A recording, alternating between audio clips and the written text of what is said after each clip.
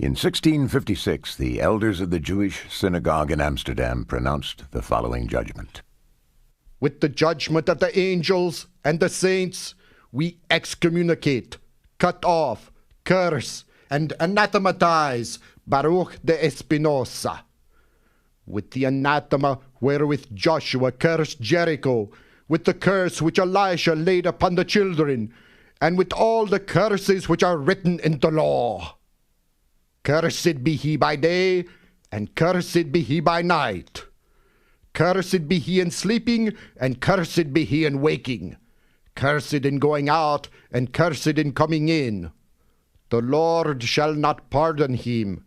The wrath and fury of the Lord shall henceforth be kindled against this man, and he shall lay upon him all the curses which are written in the book of the law. The Lord shall destroy his name under the sun, and cut him off for his undoing from all the tribes of Israel. And we warn you that none may speak with him by word of mouth, nor by writing, nor show any favor to him, nor be under one roof with him, nor come within 4 cubits of him, nor read any papers composed or written by him. With this terrifying pronouncement, the leaders of the Amsterdam synagogue excommunicated the brightest young man in their community. His ideas were too heretical, too new and dangerous for them, so they severed their relationship with him forever. At the age of 24, Spinoza was irrevocably cut off from his family and from the community where he'd grown up, studied, worked, and worshipped. What were these ideas of his which provoked the temple elders to such drastic measures? Well, they were ideas about God and nature, about the Bible and politics, about how human beings ought to live, and about the greatest joy we can aspire to. They're timeless ideas. They've influenced serious thinkers for centuries. Though they cost Spinoza his place in the community, they've earned for him a place in the permanent roster of truly profound and original philosophers. Different ages have understood Spinoza's ideas in very different ways. For example, in the 18th century, he was referred to as an infamous atheist.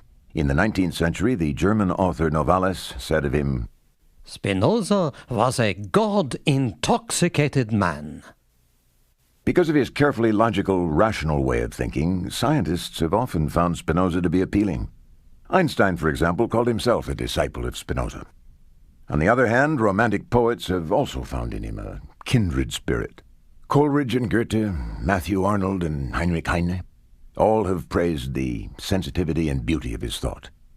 Goethe wrote, for example, I hurried back again and again to those works of his to which I was so indebted. The same air of peace blew over me. I gave myself over to the reading of Spinoza, and while I thereby looked upon myself, I believed that I had never looked upon the world with such clarity. What kind of philosophy could appeal so deeply both to analytically minded scientists and to romantic visionaries and poets? What kind of theology could provoke charges both of atheism and of God-intoxication?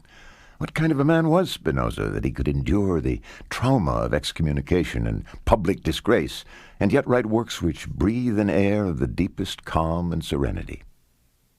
Baruch Spinoza was born in 1632 in the bustling city of Amsterdam in the Netherlands. Perhaps no other city of that time was quite as vital, quite as prosperous, or quite as progressive. 17th century Amsterdam was home to Rembrandt, a neighbor of Spinoza's. It was also home to Leeuwenhoek, the inventor of the microscope, and to Christian Huygens, the famous mathematician and physicist. Commerce was king. The harbor was filled with trading ships returning from distant lands laden with exotic wares. Amsterdam was also a center for free trade in ideas, at least by the standards of the time. In fact, the city's tolerance of religious diversity led Spinoza's parents to settle there when they were forced to leave their native Portugal. The Spinozas were Jewish, and the Catholic Inquisition offered the Jews in Spain and Portugal only 3 alternatives: conversion to Christianity, death, or exile. The families of Michael and Hanna Deborah de Spinoza chose exile. sailed to Amsterdam, and settled into the city's sizable Jewish enclave. Michael and Hannah Deborah chose the name Baruch for their son, a name which means blessed in Hebrew. Baruch Spinoza was educated in the Jewish boys' school. He may have thought of becoming a rabbi. But as his studies progressed, he became less and less convinced by his teacher's orthodox interpretation of the Hebrew scriptures and commentaries. Baruch sharpened his mind to a fine edge through the study of these works, but he was not satisfied with them. As a teenager, Spinoza became curious about other ideas. He undertook to learn Latin so he could also study the works of Christian and secular thinkers. At the time, almost all such works were written in Latin. However, these interests on the part of a young man may have seemed a little suspect in the Jewish community. Latin, in addition to being the universal language of the learned, also was the clerical language of the hated Inquisition. The more Spinoza studied the works of other philosophers and theologians, the more his thinking differed from the views of his teachers and his fellows in the synagogue. Perhaps it was inevitable that his own unorthodox ideas would bring him into conflict with the authorities of the Jewish community. He was offered the chance to recant his heresies, but he refused to compromise. And so, just as his parents had been forced into exile from Portugal because they wouldn't abandon their religious beliefs, so Spinoza was exiled from his community for refusing to relinquish his philosophical convictions. After his excommunication at the age of 24, Spinoza changed his first name, Baruch, to its Latin equivalent, Benedictus. He lived a quiet life, talking sometimes with a group of Protestant Christians, unorthodox like himself. He exchanged letters with various important businessmen, philosophers, and scientists who showed an interest in his ideas. An early biographer, Coleridge, provides the following description of his appearance as a young man. He was of a middle size. He had good features in his face, the skin somewhat black, the hair dark and curly, the eyebrows long and black, so that one might easily know by his looks that he was descended from Portuguese Jews. As for his clothes, he was very careless of them, and they were not better than those of the meanest citizen. One of the most eminent councillors of state went to see him and found him in a very untidy morning gown, whereupon the councillor reproached him for it and offered him another. Spinoza answered him that a man was never the better for having a fine gown. Spinoza's frugality showed not only in his clothes, but in his entire manner of life. He lived in self-imposed poverty, making his very modest living as a lens grinder. On several occasions, people offered him considerable sums of money, but he never accepted. A friend, Simon de Vries, tried to give him 2,000 florins, about $1,000, to make his life easier. But Spinoza asked that he make the gift smaller, explaining that such a large sum would surely distract him from his work and his studies.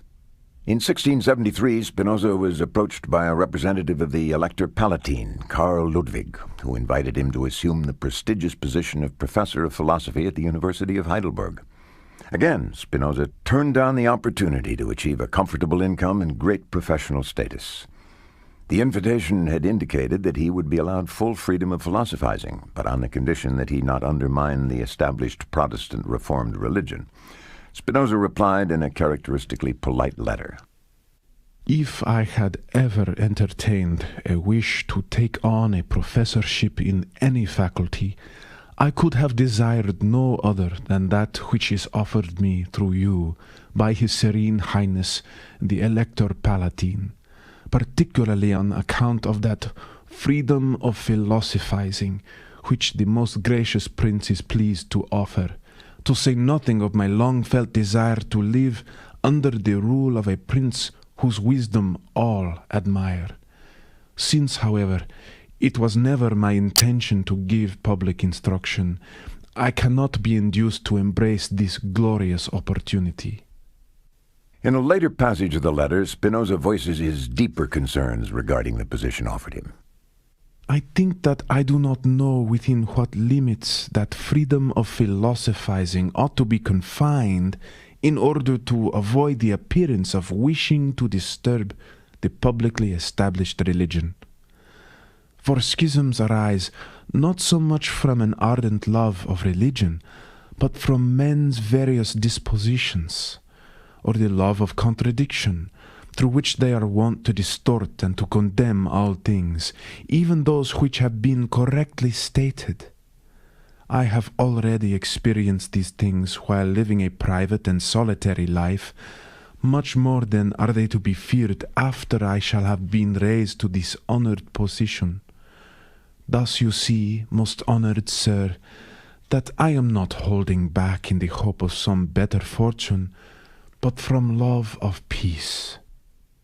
Spinoza's peace and quiet were too important to him to risk the distractions and the political pressures which would accompany a prestigious academic position. In the 20 years between his excommunication and his death at age 44, Spinoza moved 5 different times to various cities in the Netherlands. In each city he rented a room in the house of a local inhabitant. Coleridge, his biographer, tells us the following about his daily life. His amusements were very simple. Talking on ordinary matters with the people of the house, smoking now and again a pipe of tobacco, watching the habits and quarrels of insects, making observations with a microscope. Such were his pastimes in the hours which he could spare from his philosophy. But the greater part of his day was taken up with severe mental work in his room. Sometimes he would become so absorbed that he would remain alone for 2 or 3 days together, his meals being brought up to him. Thus Spinoza worked away at his lenses and his philosophy in the cramped quarters which were his home. The glass dust which he must have breathed constantly weakened his lungs, and he died quietly of tuberculosis one Sunday afternoon in his last home city, The Hague. The simplicity and calm of Spinoza's life have spoken to later generations of his admirers as eloquently as have his written works. Matthew Arnold summed up the views of many as he wrote, Spinoza led a life, the most spotless perhaps, to be found among the lives of the philosophers. He lived simple, studious, even-tempered, kind, declining honours, declining riches, declining notoriety. Therefore, he has been in a certain sphere edifying, and has inspired in many powerful minds an interest and an admiration such as no other philosopher has inspired since Plato. During Spinoza's short lifetime, he published only 1 book openly and 1 anonymously. At his death, his main work, an unpublished book called The Ethics, was left locked in a drawer. It was delivered to a friend who arranged for it to be published along with some of his letters and 2 other unfinished manuscripts. These few works are all that remain of Spinoza's thought. But in them we find a worldview and a philosophy of life unsurpassed in its scope, in its intellectual rigor, and according to some, in its relevance for our lives today.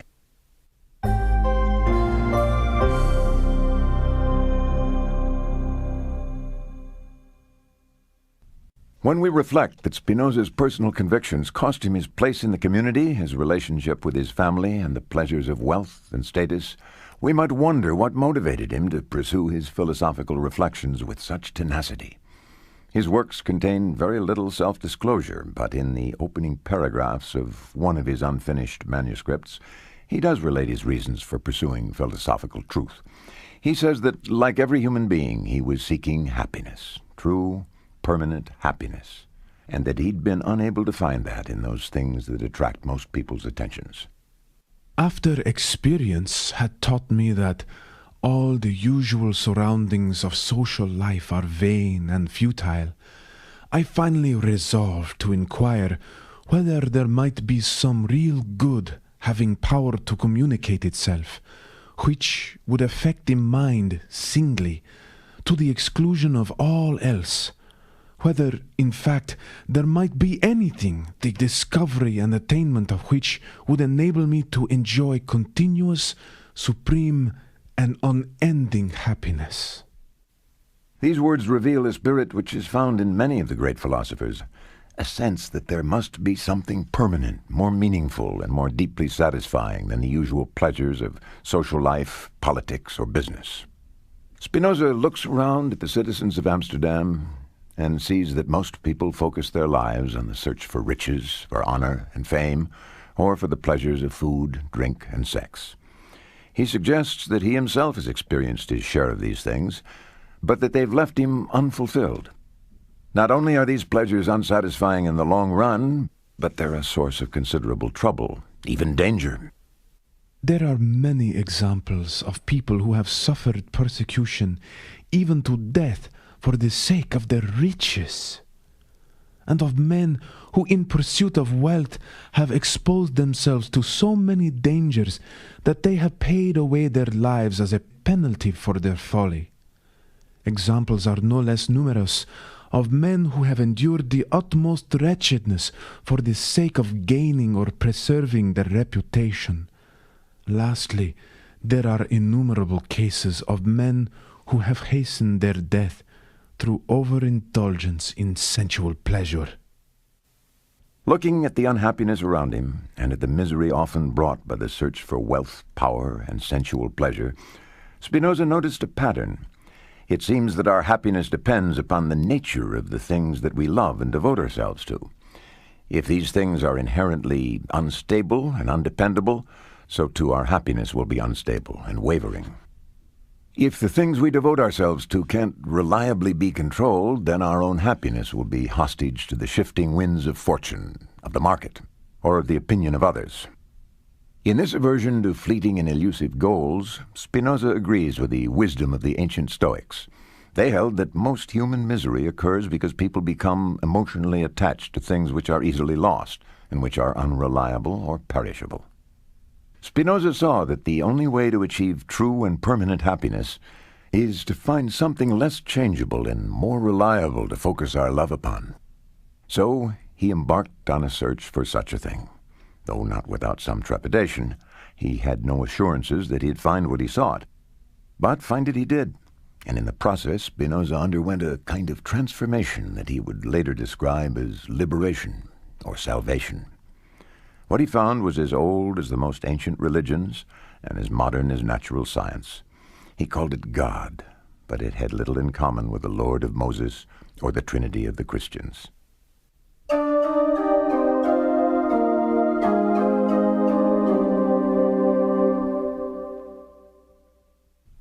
Baruch Spinoza's writings make important and original contributions in two different areas of philosophy. First is his account of God and his relationship to the world. This includes Spinoza's extended and detailed critique of traditional theology and religion. The second area is that which might be called Spinoza's moral psychology. That is, his account of how, through philosophical understanding, we might become better human beings and ultimately achieve permanent happiness, or, as he called it, blessedness. Spinoza's views on God and blessedness are closely related. He holds that we must overcome the prejudices and illusions of traditional theology if we're to gain the insight that makes blessedness possible. So the order of ideas themselves dictates the order in which they must be considered. First, God, then human beings and their happiness. Appropriately, Spinoza chose the title Concerning God for the first part of his most important work, the Ethics. In these pages, Spinoza describes his conception of the nature of God and criticizes traditional Judeo-Christian theology. These pages are among the densest and most difficult to understand in all of Western philosophy. While the general outlines of Spinoza's view are clear enough, scholars have argued for 2 centuries about the specifics. Our consideration of his philosophy must begin with those abstract metaphysical ideas which generations of scholars have found so difficult.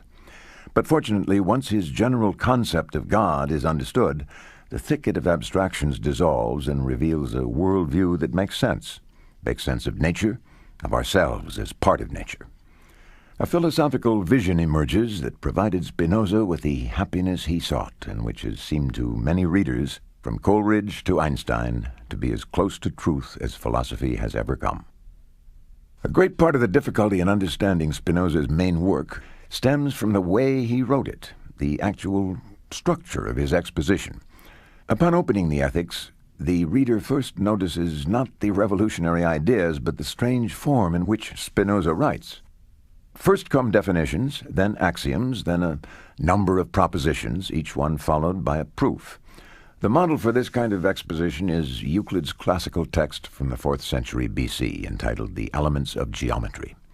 Spinoza presents his philosophical views as if he were writing a treatise in mathematics. He called this form of writing the geometrical method of demonstration, and its terse formality has intimidated many a potential reader. One 20th century commentator expressed his frustration this way. Spinoza's Ethics is cast into geometrical form to make the thought Euclideanly clear, but the result is a laconic obscurity in which every line requires a Talmud of commentary. There are reasons why Spinoza chose this highly formal geometrical method for presenting his ideas, historical as well as philosophical reasons. Considering these reasons can help in understanding Spinoza's concept of God. Spinoza lived in the 17th century, a time imbued with a profound respect for mathematics. Galileo applied mathematics to the study of nature with startlingly successful results. Indeed, in a famous passage, Galileo declared that mathematics is the very language of nature itself. Philosophy is written in this grand book, the universe, which stands continually open to our gaze. But the book cannot be understood unless one first learns to comprehend the language and read the letters in which it is composed. It is written in the language of mathematics, and its characters are triangles, circles, and other geometric figures, without which it is humanly impossible to understand a single word of it. Without these, one wanders in a dark labyrinth. Galileo had shown that mathematics, especially geometry, very successfully describes and explains natural phenomena. Indeed, in the 17th century, mathematics seemed in itself to be a perfect example of certain and indubitable knowledge. In Euclidean geometry, for example, everything follows with deductive certainty from the initial premises. Once we understand and accept the definitions and axioms, the truth of the theorem derived from them is beyond doubt. Spinoza believed that any well-ordered system of knowledge could be put into this sort of geometrical order, with self-evident axioms and definitions and deductively certain theorems. It's not surprising, then, that in expounding his own systematic philosophy, Spinoza would choose to employ the geometrical method of demonstration. Though he surely knew that it doesn't make for easy reading, he thought the effort required of the reader would be rewarded by greater clarity and certainty. And there's more to Spinoza's choice of the geometrical method than just his desire for clarity. Historians of philosophy usually classify Spinoza as a rationalist. As a rule, rationalists believe that if we begin with genuinely clear, simple, and self-evidently true ideas, and if we carefully follow out the consequences of those ideas, we can develop a whole system of truths, all accurately reflecting reality. Euclid's geometry provides the classic example of such a project. He began with simple definitions and axioms, and from these he deduced an entire system of geometrical truths. The success of Euclid's project convinced the rationalists that knowledge can be had by following his procedure, by beginning with the simple and self-evident and deductively following out its consequences. If there's any question about the later propositions in Euclid's geometry, we can always trace the proposition back to its grounding in the initial premises. These premises, the definitions, axioms, and postulates, were thought to be so self-evident that they require no further justification. They are self-justifying. Spinoza wants his philosophy to have this kind of complete intelligibility and rational justification at all levels. But the difficulty in constructing a philosophical system of this kind is finding the right starting points, which must be simple and indubitable. Spinoza needs definitions which are intuitively clear and axioms which are self-evidently certain. As a rationalist, Spinoza is committed to a principle called the principle of sufficient reason. According to this principle, there's a reason or a cause for everything that exists and every event that occurs. Spinoza says, "From a given definite cause, an effect necessarily follows. And on the other hand, if no definite cause be granted, it is impossible that an effect can follow. Furthermore, everything in every event can be and must be understood by referring to its cause. Axiom 4 of Part 1 of the Ethics addresses this by saying, The knowledge of an effect depends upon and involves the knowledge of its cause. In this statement, Spinoza makes it clear that our understanding of things must reflect the causal order of things. Now, in most cases, things and events are caused and thus explained by other prior things and events. And these prior things are caused and thus explained by still other things yet further back in the chain of causes. If there were no end to this chain of causes and explanations, then we would never arrive at a truly sufficient reason for anything, and there would be no final intelligibility to the world. If reality is to be intelligible, there must be something that needs no cause in order to exist, an explanation that does not require a further explanation. Such a thing, such an explanation, provides a beginning for the chain of causes and explanations, just as Euclid's self-evident definitions and axioms provide a beginning for geometry. This is Spinoza's starting point, something that can exist without a prior cause, an explanatory principle that needs no further explanation. This thing, which has no cause and needs no explanation, obviously provides an appropriate starting point for a systematic philosophy such as Spinoza's. The term he uses to refer to this starting point is substance. Substance is an age-old concept whose meaning has changed somewhat over the centuries, but it's long been at the heart of that branch of philosophy known as metaphysics. The sense in which Spinoza employs the term is similar to that of his predecessor in the 17th century, René Descartes. Descartes defined the term substance this way. A substance is a thing that so exists that it needs no other thing in order to exist. Now, this is clearly the starting point that Spinoza was seeking, something that needs no other thing in order to exist. Substance is something whose existence does not depend upon a prior cause. This is the most basic principle in Spinoza's system, and the first part of the Ethics develops at length the implications of this concept. He begins with a clear grasp of the concept of substance and follows its logic carefully.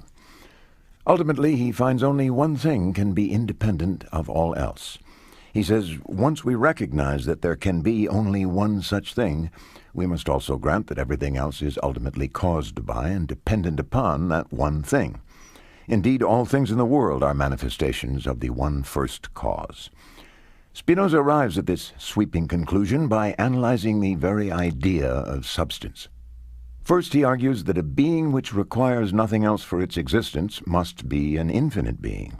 If it were finite, then it would have some limits of some kind, since finite means limited.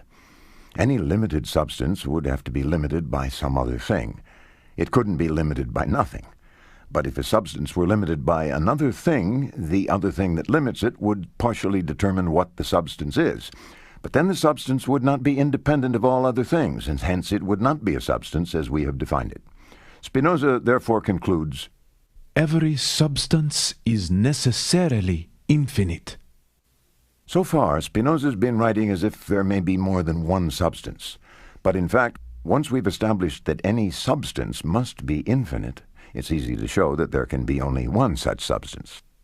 If someone now asks by what sign we shall be able to distinguish the diversity of substances, let him read the following propositions, which show that in nature there exists only one substance, and that it is absolutely infinite.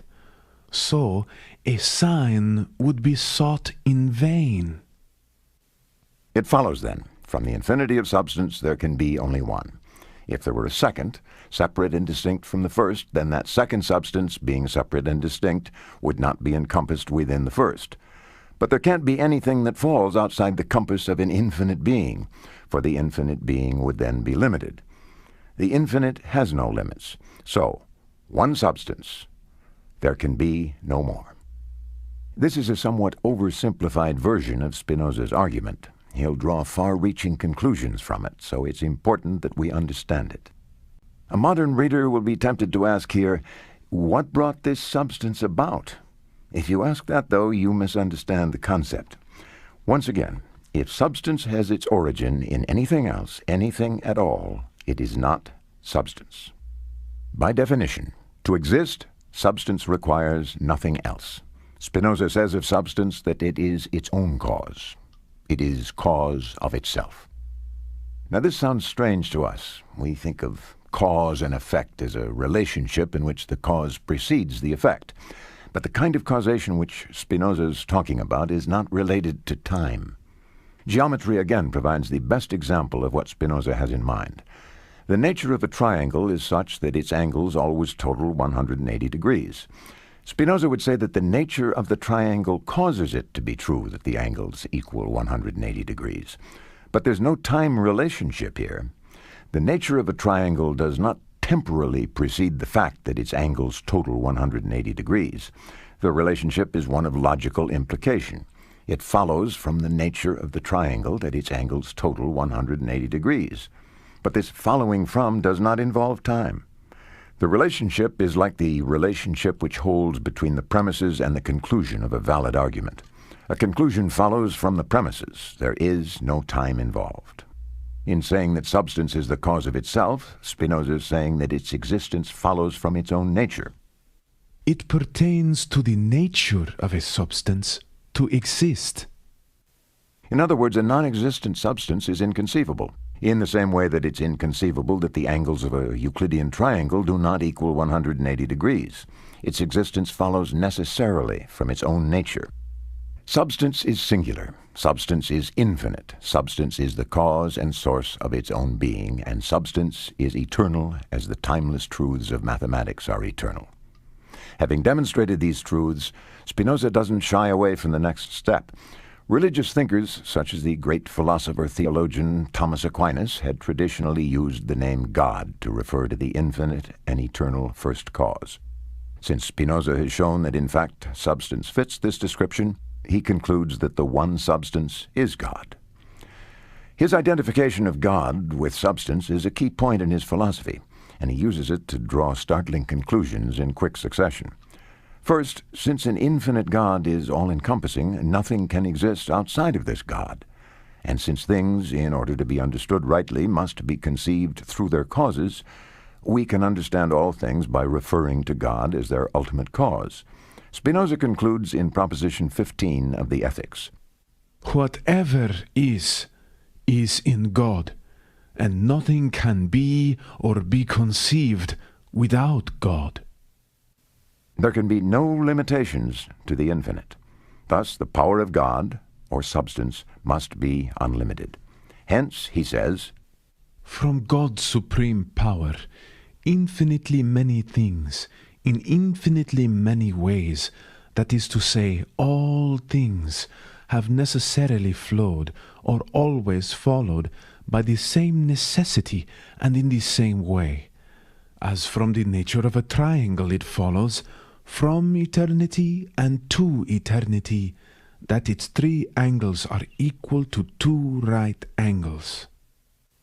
Finally, since all things are in God, God must be thought of as an immanent, indwelling cause. The power of God is present everywhere as the indwelling cause of all things.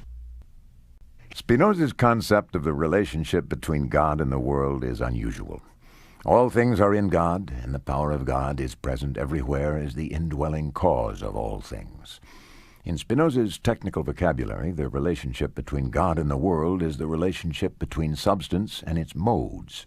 Substance, we remember, is that which depends on nothing else for its existence. Modes, on the other hand, are defined as things which are not capable of existing on their own, but whose existence depends on something else. In philosophy, the word mode is a technical term deriving from the Latin word modus. In ordinary Latin, it means manner or way. According to Spinoza, every individual thing in the world, every physical thing, and every action or idea is a mode. Every individual thing is a certain manner or way in which the power of God is manifest. God is active, and this activity is his continuing self-expression of the world at every moment. In Spinoza's view, the world is God's infinite and eternal power, expressing itself in infinitely many ways or modes. In a sense, then, God and nature are one. Spinoza sometimes emphasizes this by referring to the one substance as God or nature, two names for the same thing. Though Spinoza doesn't distinguish between God and nature, he does draw a distinction between the divine active power which underlies and expresses itself as things and the things that this power produces. He calls the active power natura naturans, or in English, nature naturing. He calls the things produced by that power's activity natura naturata, or nature natured. A helpful analogy for understanding this distinction, though it's only an analogy, is to think of God's activity as a dance. When we waltz, it's an activity, dancing. But this activity is also a thing, a dance. So too, God's activity, expressing himself, is nature naturing, nature's active process of self-creation. The world, viewed as a thing produced by that activity, is nature natured. The world nature has created of itself. God's indwelling active self-expression as the world is viewed here through two different lenses. Our dance analogy can be helpful in understanding one further characteristic of Spinoza's view. Dancing's a structured, patterned activity. So too, the divine activity is structured in regular, patterned ways. Since God is infinite and timeless, these regularities of God's activity do not change. Spinoza says, Nature's laws and ordinances, whereby all things come to pass and change from one form to another, are everywhere and always the same. When scientists such as Galileo try to discover the laws of nature, they are in fact discovering these timeless regularities of God's activity. All things and all events in nature are causally related, and are determined to exist and occur in accordance with the laws of nature. Thus, when Spinoza claims that God's nature is singular and all-encompassing, he's also saying that all things are part of a single, unified, all-inclusive causal system. In nature there is nothing contingent, but all things have been determined from the necessity of the divine nature to exist and produce an effect in a certain way.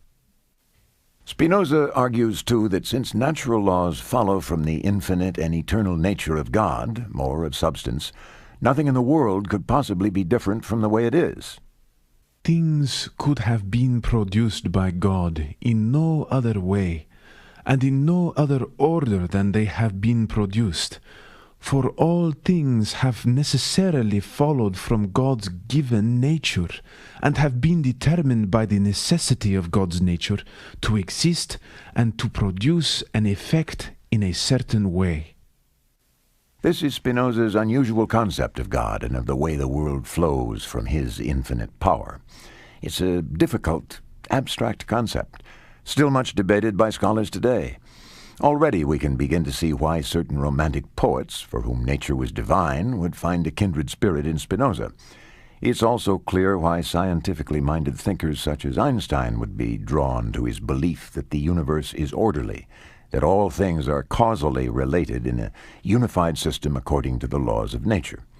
The view that all things are in God, and that God is the indwelling cause of all things, would later lead some 18th century readers to claim that Spinoza was a pantheist, that is, someone who believes that all things are God. In his own day, however, Spinoza was most often accused of being an atheist. Even in the Netherlands, a country known for its tolerance of religious differences, the charge of atheism was a serious one.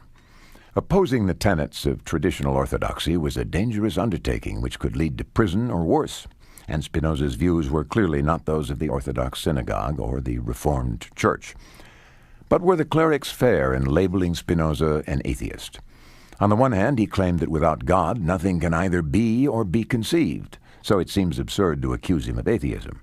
On the other hand, Spinoza's God is not the God of Moses and Abraham. Spinoza's substance has little in common with the divine potentate or the heavenly Father of traditional Judeo-Christian theology. Here lies much of the originality of Spinoza's position, and in this originality lies much of what offended the clergy. If Spinoza's originality is to be recognized, it's important to contrast his concept of God with more traditional views. Fortunately, he's made this easy in two ways. In his discussion in Part 1 of the Ethics, Spinoza often pauses to argue against more traditional views. Moreover, knowing Orthodox theology is based upon Scripture, he wrote an entire work justifying his interpretation of the Bible. These are the parts of Spinoza's work that we'll turn to for a deeper understanding of his conception of God.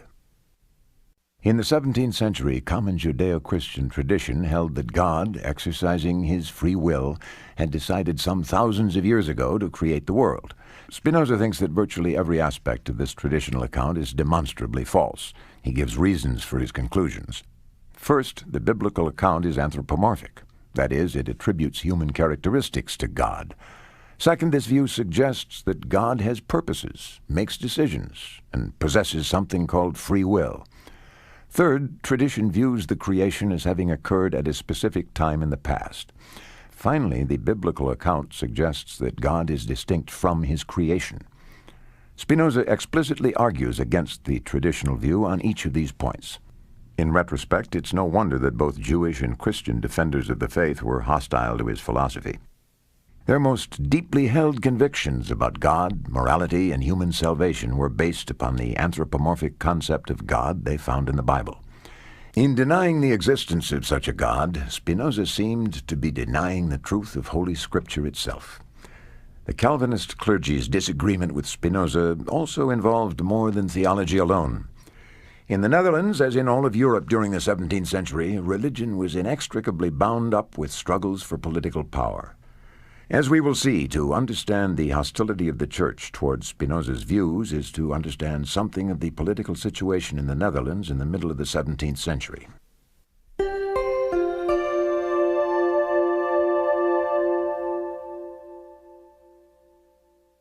When Spinoza was writing in the 1660s, a century and a half had passed since Luther sparked the Reformation in Germany.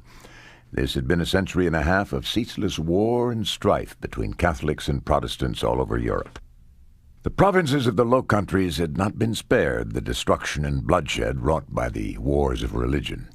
In fact, the very existence of the country called the Netherlands resulted from a protracted 40-year revolt in which the Low Country provinces won their independence from the Habsburg Empire. Philip II, who'd ruled over the Netherlands from his capital in Spain, had been a staunch Roman Catholic. He'd viewed every deviation from Catholic orthodoxy as a treasonous affront to his sovereignty. His unwillingness to permit Calvinists and other Protestants to worship openly within the lands of his empire was a major cause of the province's war for independence. But as so often happens, once independence was won, the Calvinists themselves began agitating to have all forms of religious service other than their own outlawed in their new republic. By the middle of the 17th century, there were two clearly opposing factions in Dutch politics. On the one hand, there were the Republicans, as they were called, led by Jan de Witt. De Witt and his Republicans supported the governmental status quo and favored religious and intellectual freedom. On the other side were the monarchists, backed by the clergy, who wanted William of Orange to be king and wanted to establish Calvinism as the official state church. Spinoza supported the Republicans, and there's some evidence that he and de Witt were personal friends. In the early 1660s, de Witt was comfortably in control of the government, and all seemed well. But the preachers were always on hand in times of trouble to tell their congregations that the nation's problems were a sign of God's displeasure with the heresies in their midst.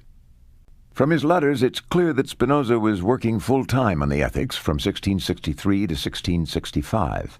But a letter from a friend, written in September of 65, indicates that Spinoza had begun a new project.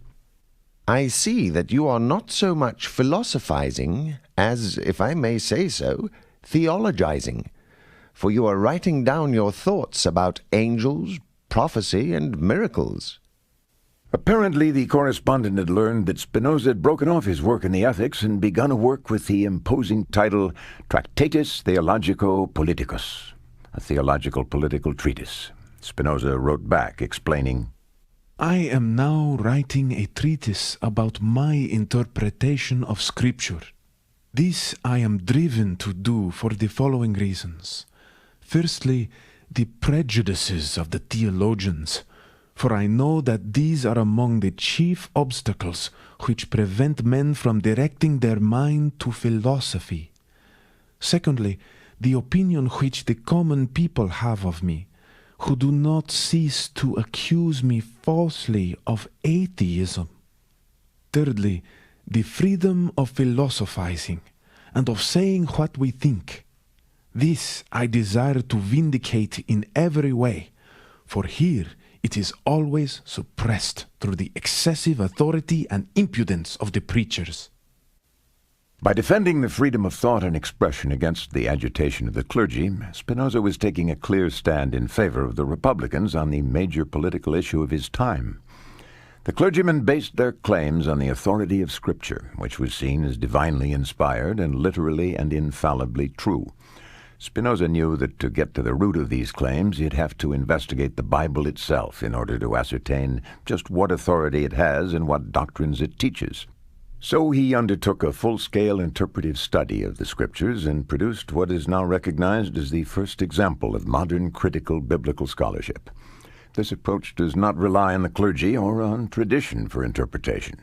It studies the Bible as an historical document using the methods of the literary scholar, the linguist, the historian, and the anthropologist. Spinoza was in a good position to undertake such a study, for he knew the Hebrew language well. He also was thoroughly familiar from his childhood days with the part of the Bible written in Hebrew. Devoting himself entirely to his task, Spinoza set aside the ethics and spent 5 years of his life studying the Scriptures and recording his interpretation of what he found.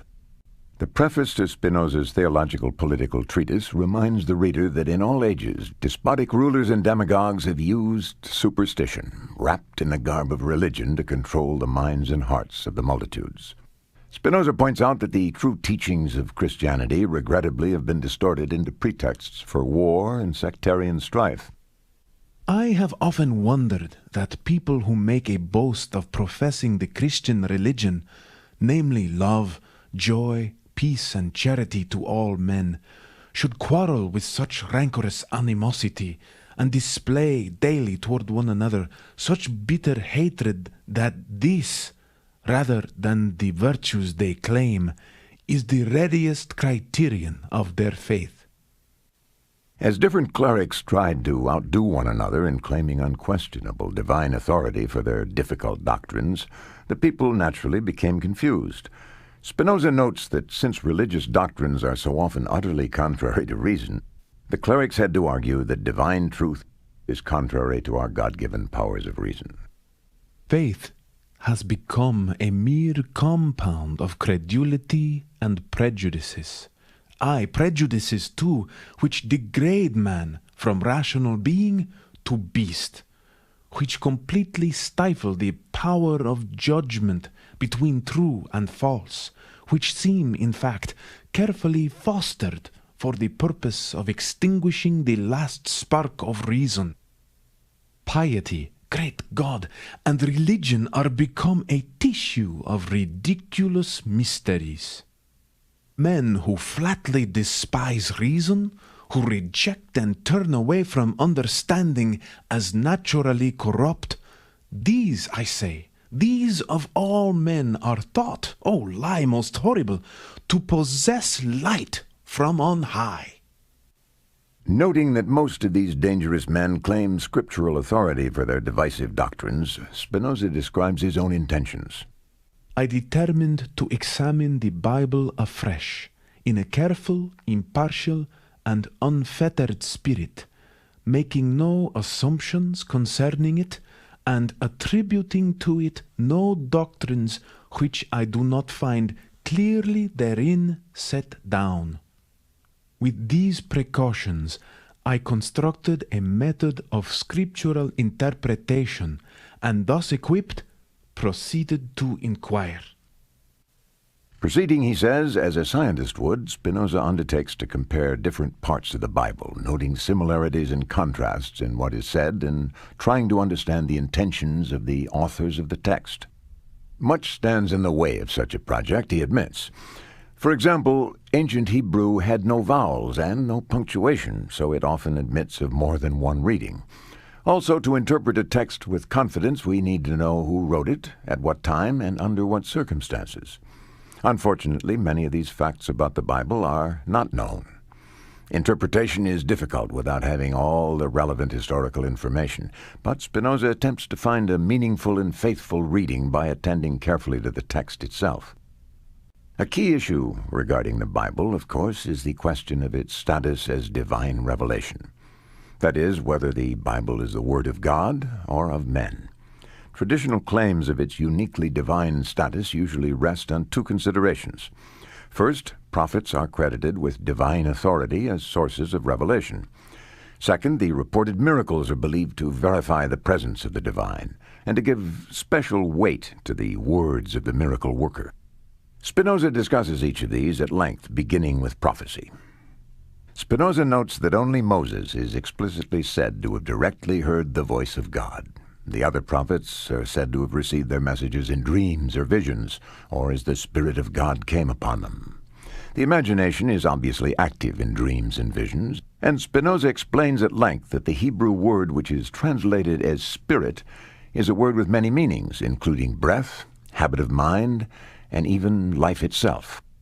Now, Spinoza is happy to grant that the power of God is manifest in the knowledge of the prophets, for, as we've seen, he believes that all things, including all human thoughts, are manifestations of the power of God. He emphasizes the role that imagination plays in the visions and pronouncements of the prophets, in order to point out that the voice of a prophet is not itself the voice of God. It's the voice of a human being expressing godly truth as he has understood it, subject to his own accustomed ways of thinking and of imagining. This view suggests that the prophets are distinguished from other people by the greater vividness of their imaginations and the greater force of their verbal powers of expression. The fact that the imagination plays an important role in the revelations of the prophets suggests to Spinoza that their pronouncements are influenced by their personal differences in background and intellect. Hence, Spinoza believes that they shouldn't be taken as totally reliable authorities on theoretical or speculative questions, nor did the prophets know all things, as some clerics have tried to claim. Everyone has been strangely hasty in affirming that the prophets knew everything within the scope of human intellect, and although certain passages of Scripture plainly affirm that the prophets were in certain respects ignorant, such persons would rather say that they do not understand the passages than admit that there was anything which the prophets did not know. Relying on his stated method of looking to the Bible itself, Spinoza cites a number of passages which indicate that the prophets were ignorant of certain matters of mathematics, astronomy, and theology. He then cites instances in which they differed with one another in ways which seem most easily explained by individual differences in their personal backgrounds and their accustomed ways of thinking and imagining. So did the revelation vary, according to individual disposition and temperament, and according to the opinions previously held. If a prophet was cheerful in disposition, victories, peace, and events which make men glad were revealed to him. If, on the other hand, he was melancholy, wars, massacres, and calamities were revealed. Spinoza notes that the different prophets had different methods of forecasting the future. Even the style of prophecy varied according to the eloquence of the prophet.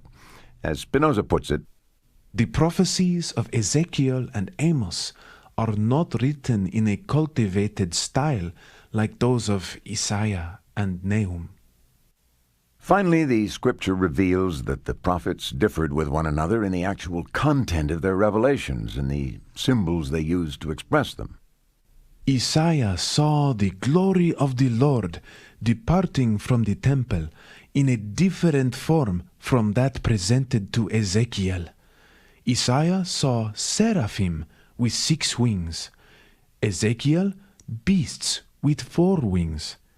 Isaiah saw God clothed and sitting on a royal throne. Ezekiel saw him in the likeness of a fire. Each, doubtless, saw God in the form in which he usually imagined him. Spinoza might sound as if he's trying to undermine the credibility of everything the prophets proclaimed, but he says he only wants to distinguish the kernel of divine truth in their utterances from the imaginative form used to express them. Spinoza believes that for all their obvious differences, the prophets agree about morality and about the way that people should live with each other. The fundamental truths of the Scriptures are moral truths. But these truths are expressed as unusual visions and oracles in ways congenial to the imaginations of the prophets, and likely to stir the imaginations of their listeners. Our greatest danger, Spinoza believes, is the tendency to confuse the imaginative garb of prophecy with the moral truth it's intended to convey. This tendency takes imaginative visions to be divinely guaranteed truths about theological, speculative, or scientific matters. The ethical teachings of prophecy are clear enough to everyone, including the uneducated. But Spinoza believes when learned theologians argue about the nature of God based on their differing interpretations of prophetic visions, only confusion and discord can result.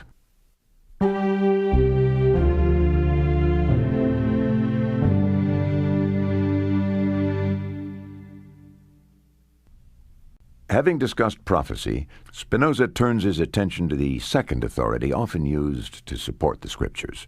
The Bible claims that miracles were performed to show the presence of God and, supposedly, to demonstrate the divine authority of the miracle worker. Interpreting the miracle stories is a difficult matter. Much depends on the meaning of the word miracle. Miracles are most often taken to be events that are contrary to the laws of nature. As we've seen, Spinoza's philosophy says the laws of nature follow necessarily and immutably from the eternal essence of God. From this perspective, it's strictly impossible that any event could contradict the laws of nature. In his view, miracles cannot occur. But in the Tractatus, the theological political treatise, Spinoza is resolved to focus on the Scriptures themselves, so he can't elaborate on his own non-biblical view. Therefore, he cites a number of passages in which the Scriptures themselves declare that God is immutable and unchangeable. In part, he bases his argument against miracles on these passages. More importantly, though, Spinoza argues that only our human prejudice makes us believe that a few ostensibly miraculous events provide more evidence of God's power than the constant, orderly working of nature we see all the time. He says nature provides the best evidence we could possibly have that an eternal and omnipotent God exists. The masses think that the power and providence of God are most clearly displayed by events that are extraordinary and contrary to the conception they have formed of nature. They think that the clearest possible proof of God's existence is afforded when nature, as they suppose, breaks her accustomed order. They suppose that God is inactive so long as nature works in her accustomed order, and vice versa, that the power of nature and natural causes are idle so long as God is acting. Thus they imagine two powers, distinct from one another, the power of God and the power of nature. What they mean by either, and what they understand by God and nature, they do not know, except that they imagine the power of God to be like that of some royal potentate. Spinoza, of course, holds that the laws of nature always and everywhere express the eternal, infinite power of God. Should anything happen contrary to nature, it would be evidence that God's power and constancy had lapsed. This, he holds, is impossible. Concluding his discussion of miracles, Spinoza points out that the Jews and the early Christians, being pious people and knowing little of the laws of nature, often referred to things as being done by God. Their way of speaking sometimes suggests miraculous divine intervention, when in fact they intended nothing of the sort. Hence, when the Bible says that the Lord hardened Pharaoh's heart, it only means that Pharaoh was obstinate. When it says that God opened the windows of heaven, it only means that it rained very hard, and so on. Spinoza says events reported as miracles are actually natural events that people of the time couldn't understand. The events seemed explainable only by supernatural intervention. But, as Spinoza sees it, all events in nature are, in a sense, acts of God. Thus, all events attest to his power and glory. Miracles are, almost by definition, things that we don't understand. And Spinoza believes we can't gain knowledge of God or anything else, from things we don't understand. He does feel, though, that reports of miracles serve a purpose.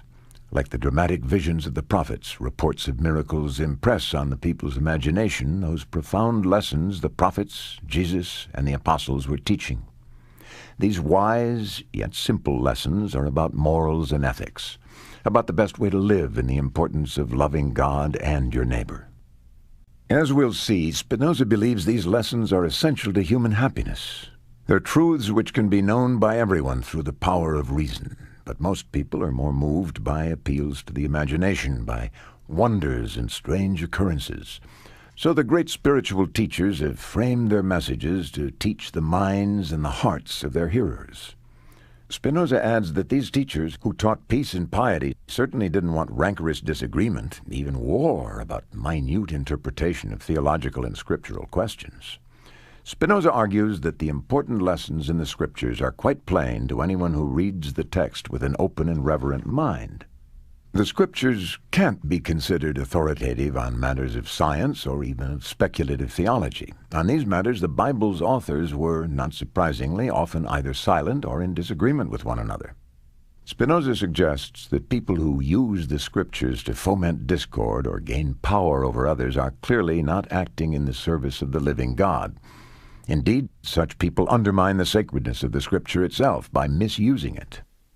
A thing is called sacred and divine when it is designed for promoting piety, and continues sacred so long as it is religiously used. If the users cease to be pious, the thing ceases to be sacred. If it be turned to base uses, that which was formerly sacred becomes unclean and profane. Based on his reading of the Scriptures, Spinoza concludes that the purpose of true religion is to promote virtue and encourage people to live piously and peacefully with one another. Most arguments about theology, doctrine, and ritual have nothing to do with virtue or peaceful living, so Spinoza maintains that the government shouldn't take sides in these arguments. The government should allow its citizens to believe and worship freely as they will. Thus, the first truly modern critical study of the Bible ends with a plea for religious freedom and tolerance. Spinoza warns us what will happen if one religious group gains control of the government's power. They will not scruple to assert that they have been directly chosen by God, and that their laws are divine, whereas the laws of the state are human, and should therefore yield obedience to the laws of God. In other words, to their own laws. Everyone must see that this is not a state of affairs conducive to public welfare. The arguments of the Tractatus are numerous and subtle. Only a few of them have been briefly summarized here. Spinoza hoped his work might serve to calm religious strife and encourage simple piety. He also wanted to strengthen the political position of the Republicans led by De Witt, who favored religious freedom for the Netherlands. By the time the Tractatus was published in 1670, though, the political situation was much worse. The Netherlands were at war, and many people were clamoring for William of Orange to take control. In this near-hysterical climate, it wasn't safe to publish the Tractatus openly, so it appeared anonymously, with its place of publication falsely listed as Hamburg in Germany. But hostile critics soon identified the true author, and the work was viciously attacked. One especially venomous critic called it an evil implement. It is forged in hell by a renegade Jew and the devil, and issued with the knowledge of Mr. De Witt. There was no chance that Spinoza's vision of peace and piety would be realized under these circumstances. 2 years later, De Witt and his brother were lynched by an angry mob. Their mutilated bodies were hung from a pole. William of Orange was installed as the stateholder. The clerics gained influence not long after publication and sales of Spinoza's Tractatus Theologico-Politicus was officially banned in the Netherlands. Spinoza's efforts to influence the politics of his own time were unsuccessful. His theological views were too far from the mainstream to gain many adherents. His critical and scholarly approach to the Bible was an affront to the fundamentalists. His hopes for a state in which there would be freedom of thought and religion were too progressive for the middle of the 17th century. But time passes. Views which seem radical to one age can become common sense in another. A century later, the United States Constitution would codify the freedoms of speech, of the press, and religion as basic principles of our government. 2 centuries later, historically sensitive theologians would adopt many of Spinoza's methods and conclusions as the basis for scholarly biblical study. We've also seen that the vision of God's immanent presence in nature found adherents in the Romantic poets. And we've seen that scientists since then have embraced Spinoza's view that nature is a single unified system in which every event is causally determined. In many ways, his views have been vindicated by history. But perhaps we should remember that vindication was less important to Spinoza than what he called liberation or salvation. His goal was to find the way to happiness. I resolved to inquire whether there might be some real good, the discovery and attainment of which would enable me to enjoy continuous, supreme, and unending happiness. Spinoza believed that in his doctrine of God he'd discovered the foundation for the happiness he sought. But we've seen that according to his view, there is no heavenly Father, there is no human free will, and the universe has no purpose. How could such a view provide the deep happiness Spinoza sought? For answer, we must turn to the other fields of philosophy where he made original and lasting contributions, the fields of ethics and moral psychology. This is the end of Volume 1. The presentation is continued on Volume 2. According to Spinoza, all things in the world manifest the eternal power and activity of God, who is synonymous with nature. God is omnipresent, an indwelling power which we find in the natural order. Nothing happens by chance in this world, for all things are determined according to the laws of divine nature. Nothing happens in this world for any divine purpose. God's active self-expression has no purpose. According to Spinoza, this is the world as reason reveals it to us, purposeless, deterministic, and governed by natural laws that were not ordained with our well-being in mind. And as reason reveals what the world's like, reason can also reveal how we should live in such a world if we're to find happiness, and in Spinoza's terms, salvation. Immediately after describing this basic character of reality, Spinoza reminds us that he has a practical purpose. I pass now to explaining those things which must necessarily follow from the essence of God, or the infinite and eternal being. Not indeed all of them, for we have demonstrated that infinitely many things must follow from it in infinitely many ways, but only those that can lead us by the hand, as it were, to the knowledge of the human mind and its highest blessedness. Spinoza emphasizes the importance of understanding the human mind for a number of reasons. First, he's interested in questions about knowledge, as all philosophers are. How much do we know? What are the sources of our ignorance and of our mistakes? These questions can't be answered without understanding something about the nature of the mind itself. Second, and more importantly, Spinoza emphasizes an understanding of the mind because happiness and unhappiness are states of mind. He holds that in order to understand our greatest happiness, our highest blessedness, we must understand our own minds. Thus, the second part of Spinoza's ethics is called Of the Nature and Origin of the Mind. Questions about the human mind are as old as philosophy itself. It seems obvious enough that human beings have both a body and a mind, but just what the mind is and how it's related to the body is profoundly mysterious. Spinoza holds that God's infinite power must be expressed in infinitely many ways. As we saw, this means in part that there is an infinite series of modes, all causally related in a single natural system. But Spinoza also holds that in addition to the modes themselves, there must be infinitely many ways in which this series of modes is expressed.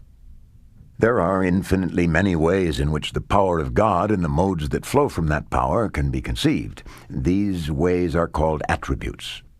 Spinoza doesn't say why, but for some reason we're capable of grasping only two of these attributes, thought and extension.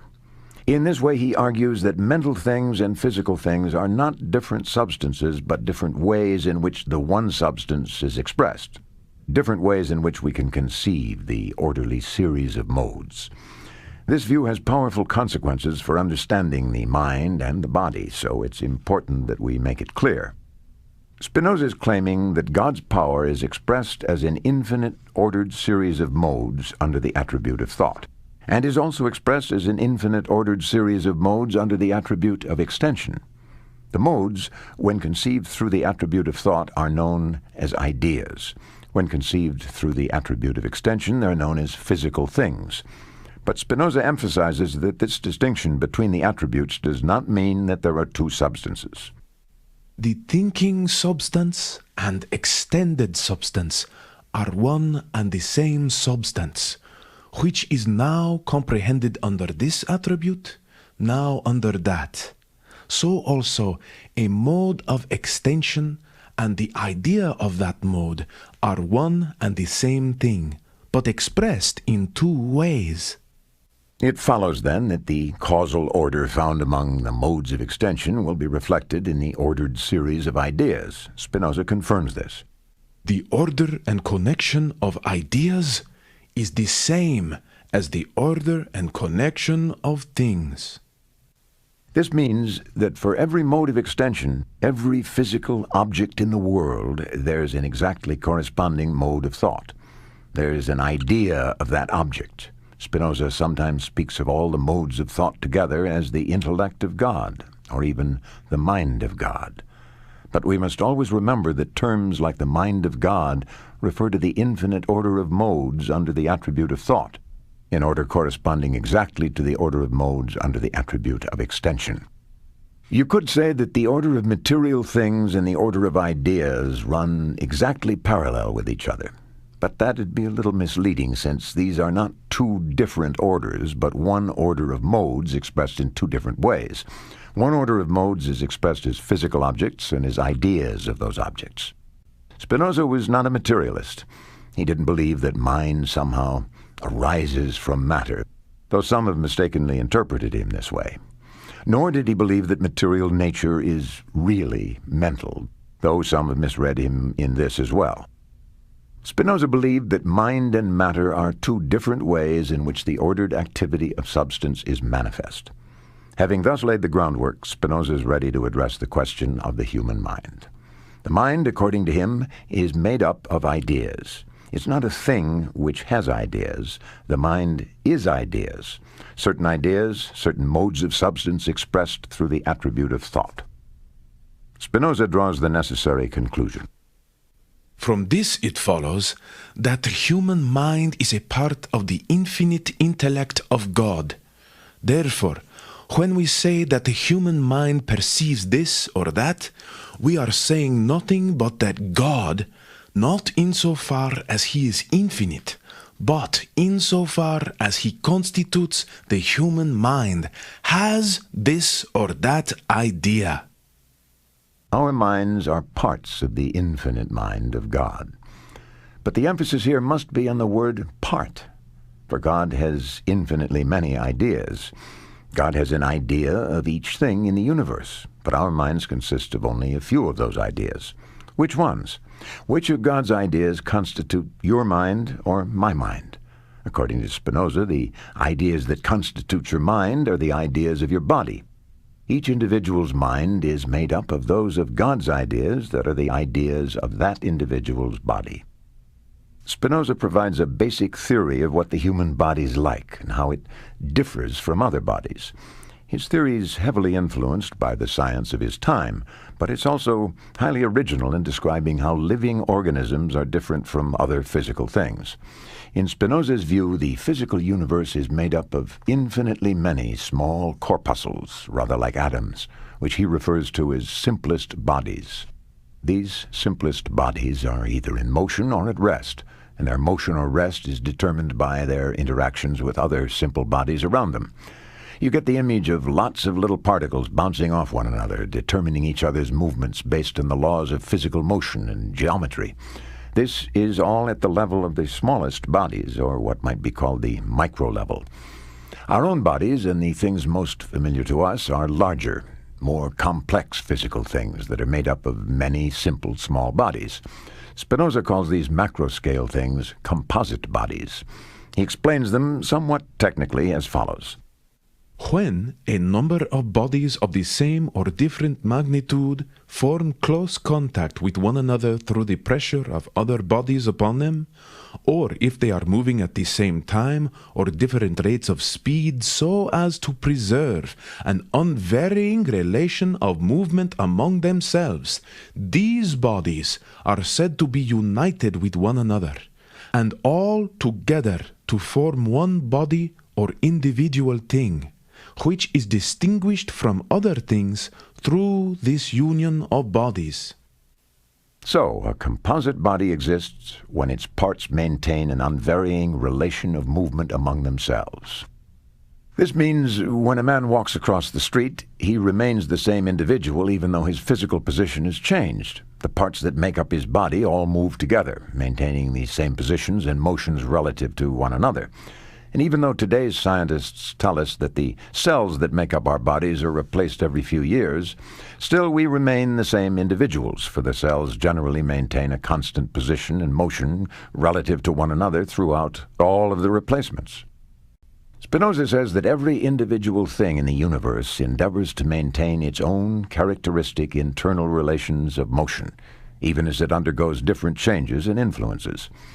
Indeed, this tendency to preserve physical integrity is what characterizes the individual physical thing as an individual. Spinoza calls this endeavor for self-preservation a thing's individual essence. He says, Everything, insofar as it is in itself, endeavors to persist in its own being.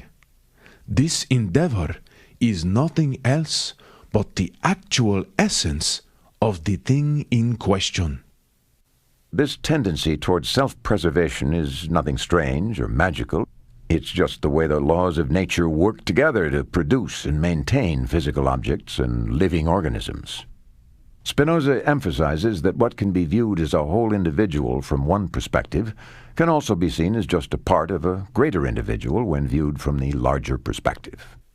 And if we proceed in this way to infinity, we shall easily conceive that the whole of nature is one individual, whose parts, that is, all bodies, vary in infinite ways without any change of the whole individual.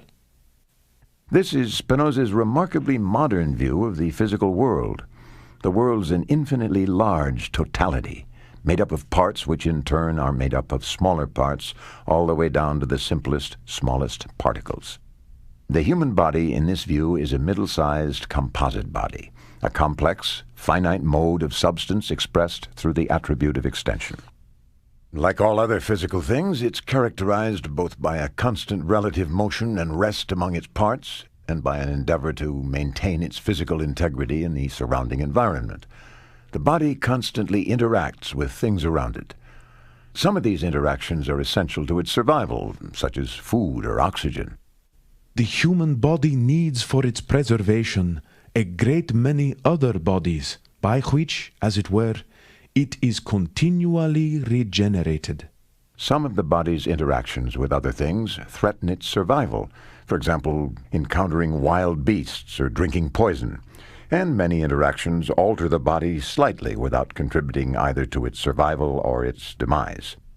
As noted earlier, Spinoza holds that this entire complex physical order is also expressed as an order of ideas under the attribute of thought. The human mind, he says, is the complex idea of the human body, and the mind stands in the same causal relation to other ideas as the body stands to other physical things. When the body is influenced or affected by anything in the environment, the mind is likewise influenced or affected by the idea of that thing.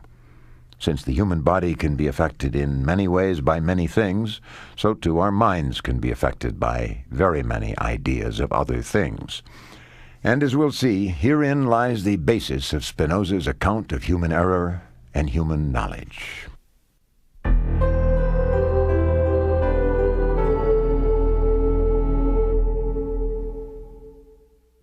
We may recall that in Spinoza's view, our minds are, in a sense, part of the mind of God. The ideas that constitute our minds are the ideas of our bodies. They're part of the infinite order of modes under the attribute of thought. Now, since all of these ideas are exact mental reflections of physical reality, it might seem as if all the ideas in our minds would be true ideas. But of course, that's just not the case. We don't have only true ideas. Spinoza must explain how it is that we often hold false beliefs. The explanation is to be found in the fact that our first ideas are ideas about how our bodies are affected and modified by other things. Spinoza realizes that sense experience provides our first conscious awareness of the world. The sense organs, the eyes, ears, tongue, nose, and skin, are stimulated by things around us.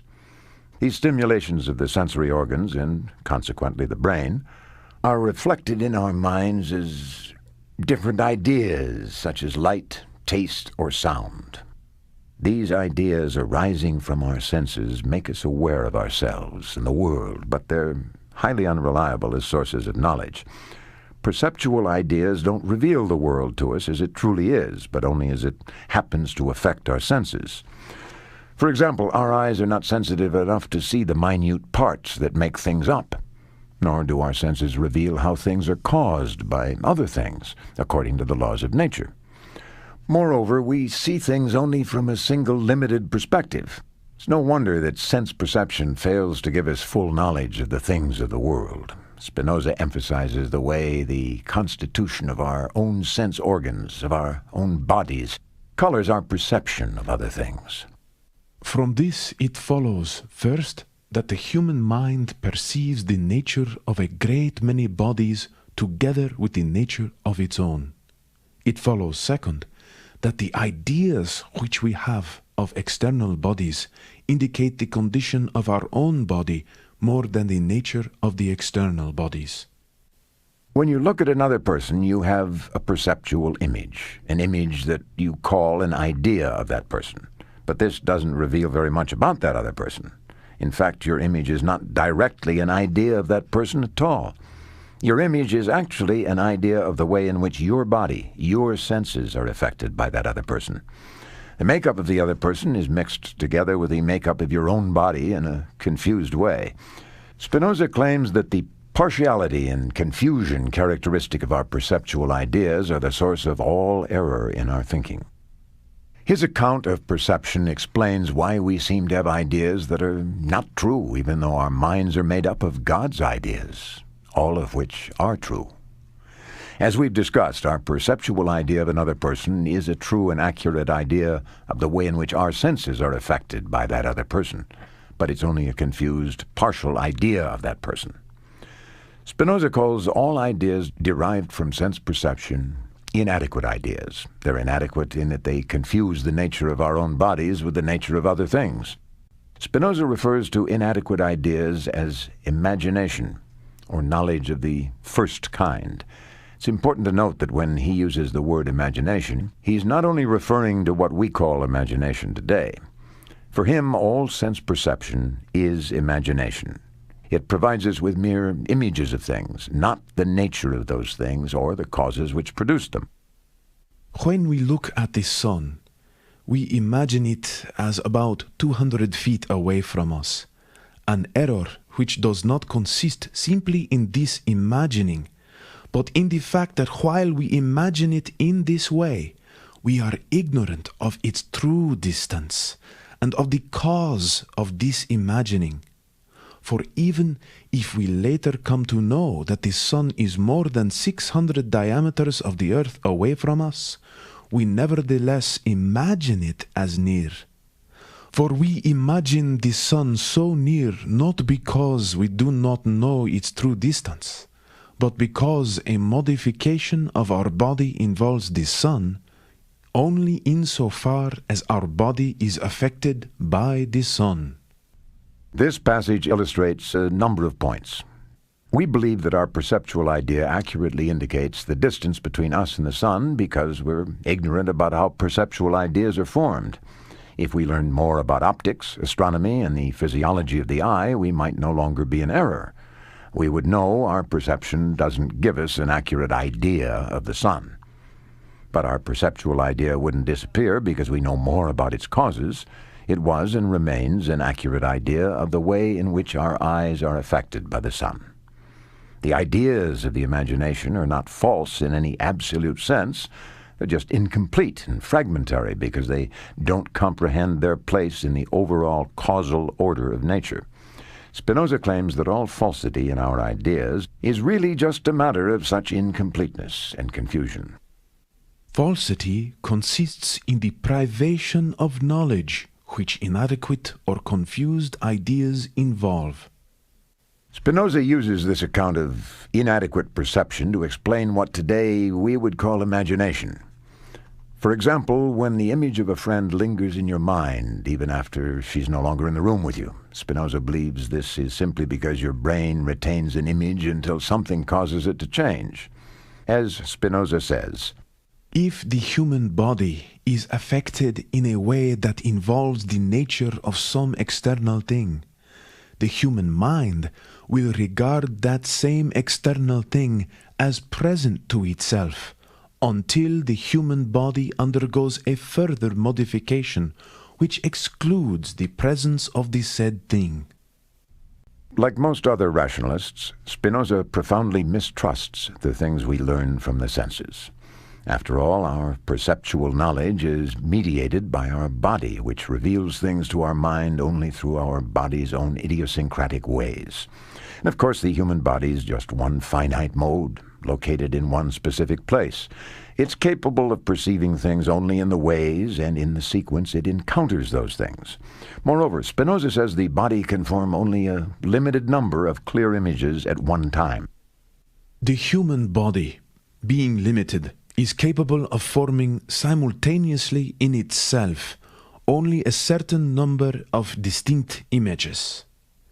If this number be exceeded, these images begin to be confused, and if it be far exceeded, all the images will be utterly confused with one another.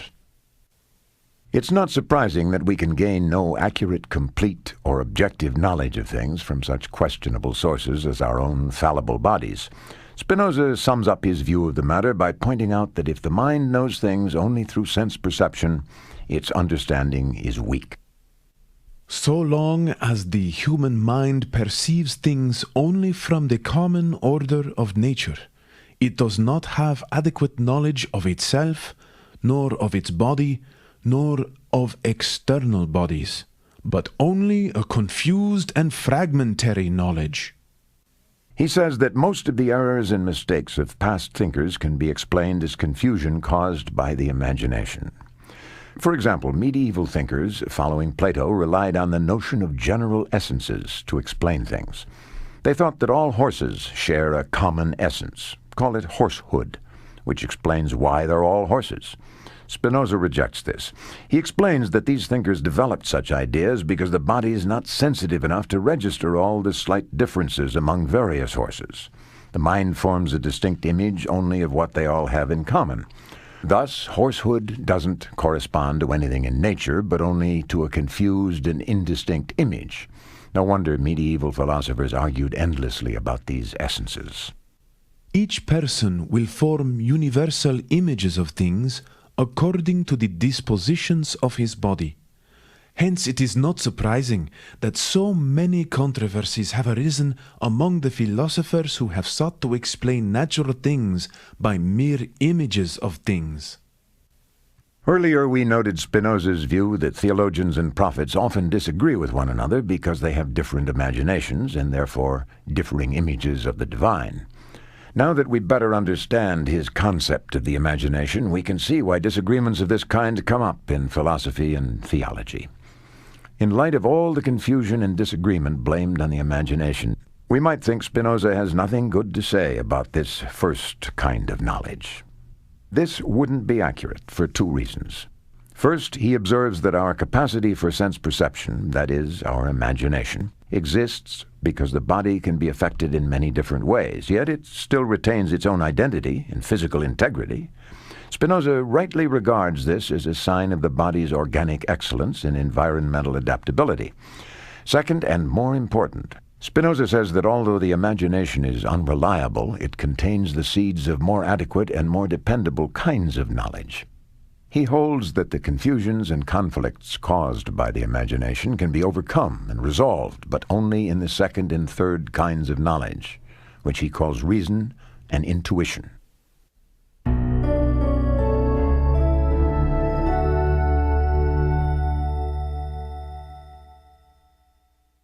Let's look at reason, the second kind of knowledge. As we've seen, Spinoza believes that the chief cause of error in the imagination is confusion.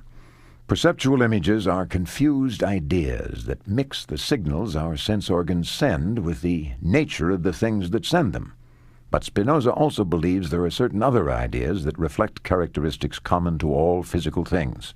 He claims that no confusion can come up with regard to these things. They're simple and everywhere the same. Those things which are common to all things can be conceived only adequately. This knowledge is like that which we'd all call natural scientific knowledge. It involves thinking in terms of the basic structural principles or laws of nature.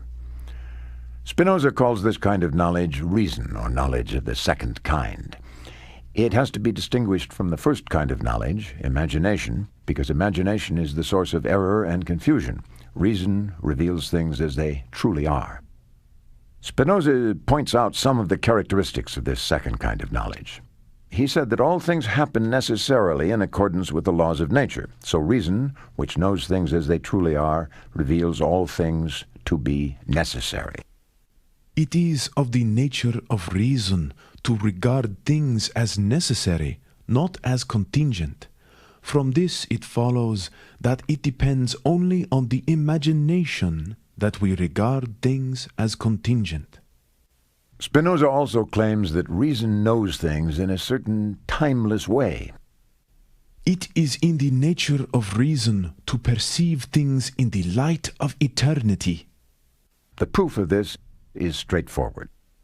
It is in the nature of reason to regard things as necessary, not as contingent. Now it perceives this necessity truly, that is, as it is in itself. But this necessity is the very necessity of God's eternal nature. Therefore, it is in the nature of reason to regard things in the light of eternity. Spinoza suggests that there's yet a third kind of knowledge, intuition. The details of this highest kind of knowledge are not very clear, but it seems that it's related to reason in the following way. Through reason, we know that all things occur necessarily in accordance with the laws of nature. Events can be predicted and explained. But through intuition, we directly and immediately grasp the unity between individual things and the timeless structured power of God. Things are known as manifestations of God's infinite and eternal power, with no intermediate steps of inference.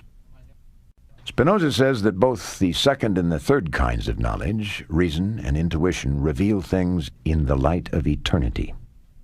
Spinoza uses the Latin phrase sub specie aeternitatis. This is perhaps the best-known phrase of Spinoza's entire philosophy.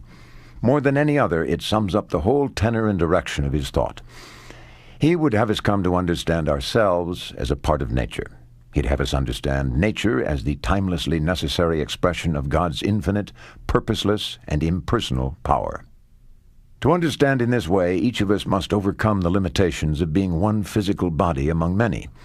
We have to rise above the idiosyncrasies and distortions of our finite perceptual senses to perceive things in the light of eternity. We must know things not as they appear to us, but as they truly are, in God. A sense of this exalted perspective on mankind and nature permeates all of Spinoza's writings. Here the poets and the scientists come together in their admiration and respect for him. This is the point at which reality is revealed in the light of eternity. Spinoza develops his philosophical system in a way that's abstract and sometimes difficult to follow. But the view that emerges is really quite modern, and in many ways congenial to thoughtful and scientifically minded people in our century. In his view, humans are seen as a part and a product of nature, arising from and subject to natural forces and timeless laws. We are finite creatures, at risk in a sometimes hostile environment. None of us will live forever. As Spinoza reminds us, "The force by which a man perseveres in existing is limited and infinitely surpassed by the power of external causes."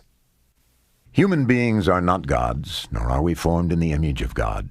We are part of God's active self-expression. But so are snowflakes, trees, and volcanoes. We have a special status, but not because we alone possess an immortal soul granted to us by a providentially benevolent Creator.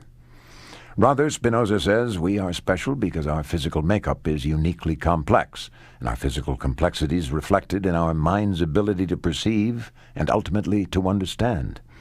He believes he's discovered the truth of the human condition and the secret of our unique ability to understand ourselves and the world. But Spinoza wants happiness, and it's not yet clear how understanding is related to emotions such as happiness and unhappiness, joy and sorrow. Nor is it clear how we're to achieve what Spinoza calls the mind's highest blessedness. To understand these, we must turn to his moral psychology and his doctrine of salvation. As Spinoza sees it, God cannot work miracles in the interests of mankind. He believes that God can't break the laws of his own nature so that a virgin can give birth to a divine son who will grow up to suffer for our sins. Nor has God written ethical rules on tablets of stone to guide mankind. According to Spinoza, all such stories come from the confusions of the imagination. Man's special status resides entirely in his exceptional ability to understand. If we're to experience salvation or live ethically, it must be by means of that understanding. But just what could the terms salvation and ethics mean to Spinoza? If there is no anthropomorphic divine judge who threatens eternal damnation for misconduct, what need is there for salvation? And if all human actions are the necessary effects of natural causes, what could be the point of an ethical code of conduct? These are questions a number of Spinoza's friends asked him in his own day. They were worried that his views might undermine religion by denying the existence of heaven and hell, might weaken law and morality by allowing criminals and sinners to claim that their deeds were the result of inevitable causal necessity. One friend wrote about his concerns in a letter. If we men are, in all our actions, under the power of God, like clay in the hands of the potter, how can any of us be accused of doing this or that, seeing that it was impossible for him to do otherwise? Everyone may plead, "Thy power cannot be escaped from, O God. Therefore, since I could not act otherwise, I may justly be excused." This is an old, deeply important issue. Theology attempts to reconcile God's omnipotence with our moral responsibility. Scientifically minded people try to reconcile the idea of moral responsibility with the deterministic view that every event, including every human action, is caused by prior events based on natural law. For Spinoza, of course, these are two versions of the same problem, because he identifies God with nature and God's will with the laws of nature. His answer to this question helps explain his whole approach to ethics. Spinoza agrees that in one sense the perpetrator of evil acts can be excused, since the actions were inevitable in the course of nature, but he still believes a man may be rightly imprisoned or executed for breaking the law. Such legal sanctions are a natural consequence of society's efforts to protect itself from harm. But in addition to the punishment society visits on a wrongdoer, Spinoza argues that evil and vicious actions bring their own bad consequences for the person who performs them. He who acts greedily, hatefully, violently, or selfishly will be an unhappy man, for unhappiness follows naturally and inevitably from such actions. The venal man who acts in this way will have no chance for blessedness. Such people will be miserable not because God will punish them, but because misery is the natural consequence of vicious actions and attitudes. Indeed, Spinoza submits a view of human emotions to demonstrate that this is the case. You could say, then, God punishes evildoers, but only in the sense that the laws of nature dictate that misery follows naturally upon doing and being evil. Spinoza is not interested in threatening people with divine punishment. He's interested in understanding human nature, human happiness. As he sees it, that's the point of studying ethics. Spinoza's understanding of ethics goes back to the ancients. The roots of his approach are to be found in Socrates, in Aristotle, in the Stoics, and in Lucretius.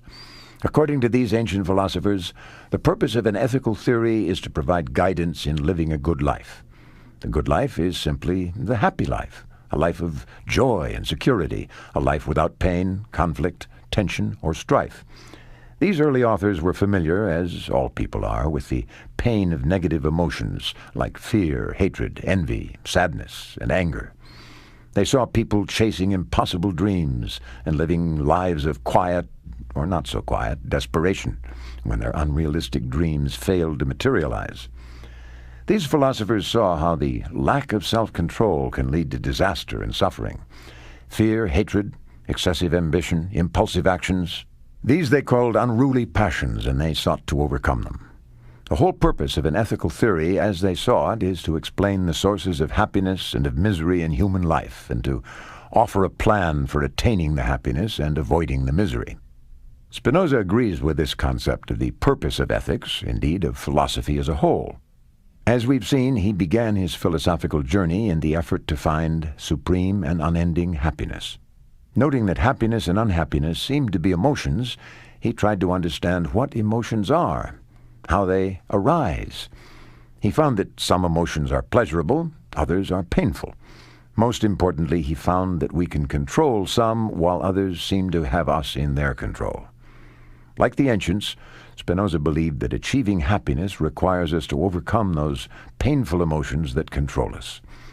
In doing this, we not only become happier, we achieve a kind of freedom and security unknown to those with uncontrolled negative emotions. Spinoza's strategy for attaining happiness and freedom depends on understanding emotions. In one of the most impressive of his achievements as a thinker, Spinoza presents a detailed and systematic theory of just what human emotions are, how they arise, how they can best be dealt with.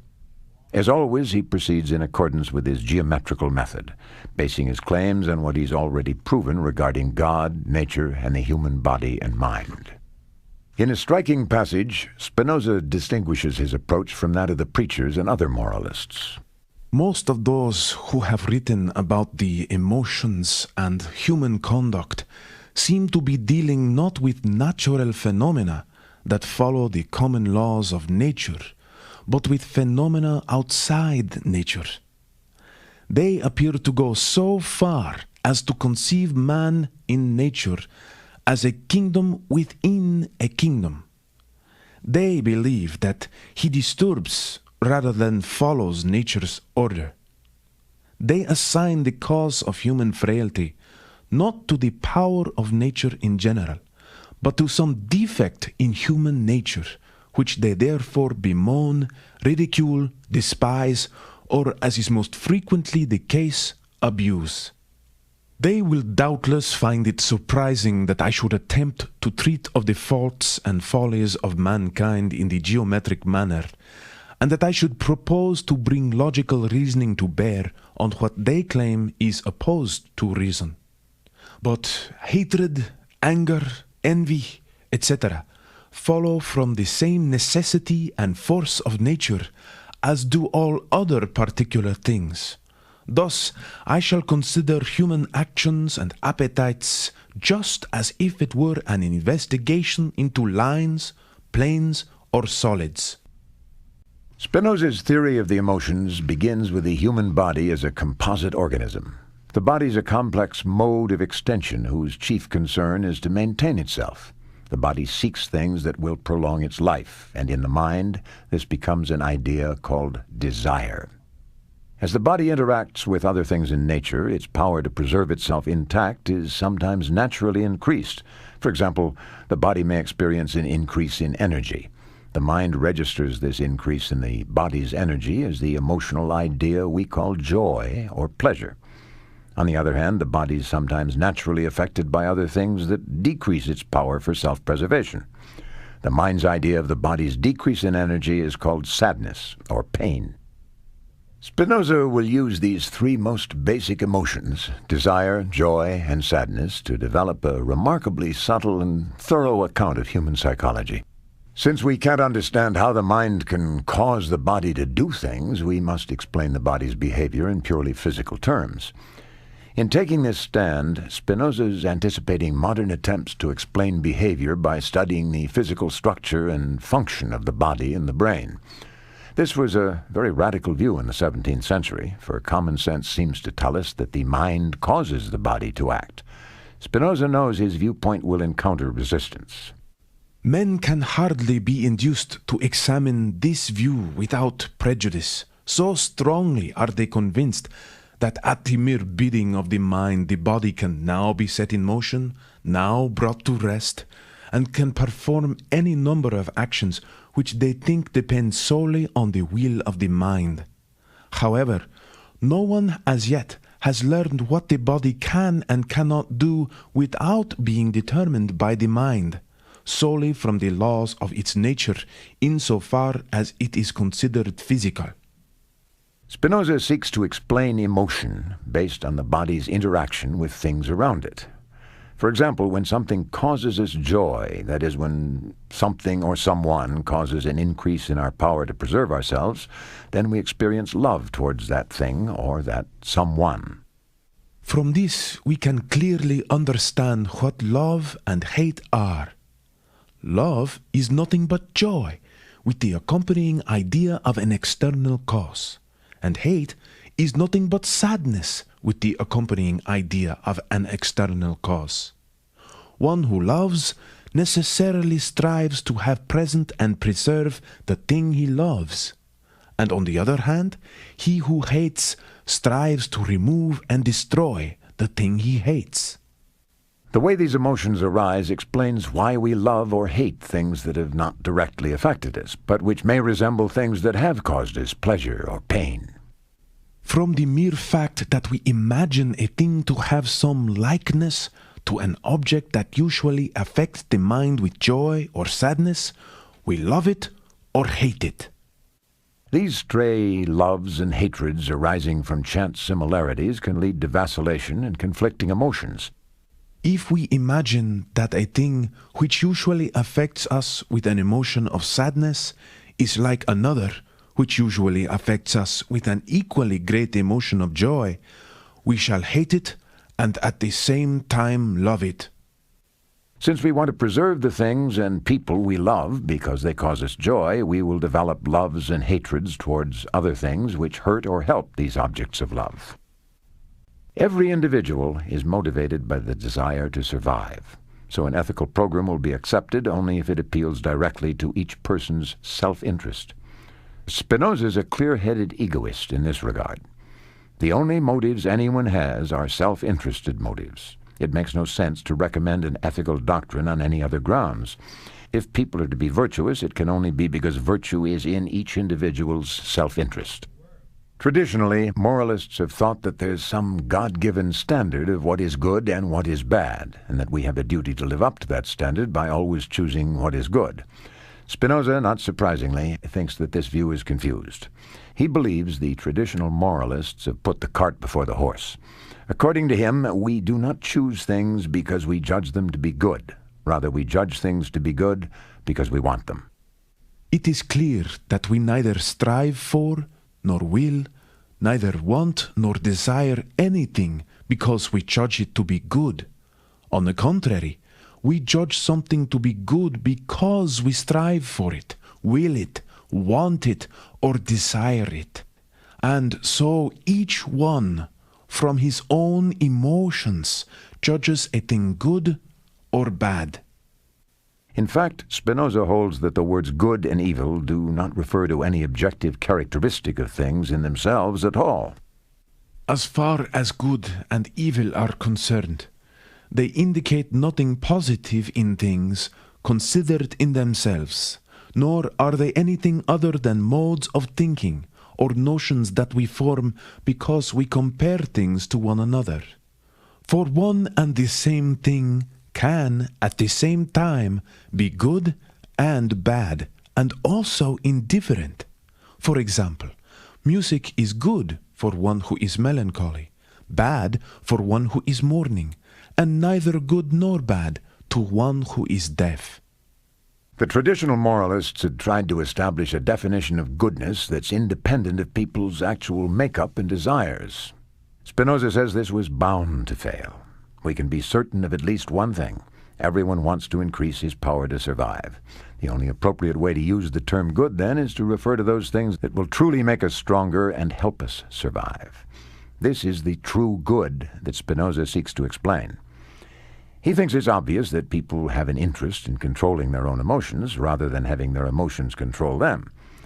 All the confused and conflicting emotions we've discussed so far arise from chance encounters with things in the external world. Spinoza says humans have little control over emotions stimulated from without. These are passive emotions. There are some emotions, though, that can arise from within us. They may arise from our own powers, and they therefore may be regarded as active emotions.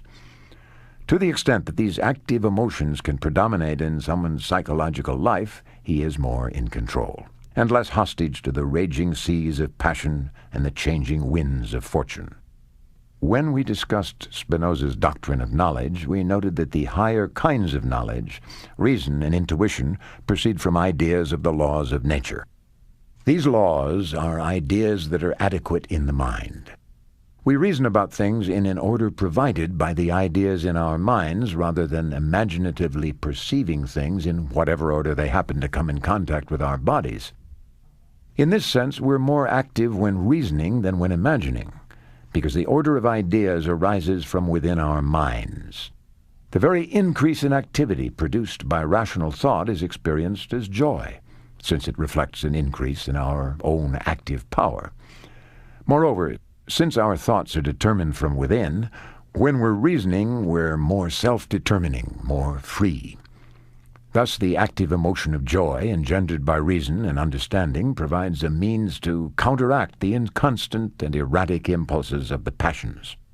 Spinoza's strategy in presenting his ethical theory is to sketch a life that maximizes the active emotions that arise from understanding.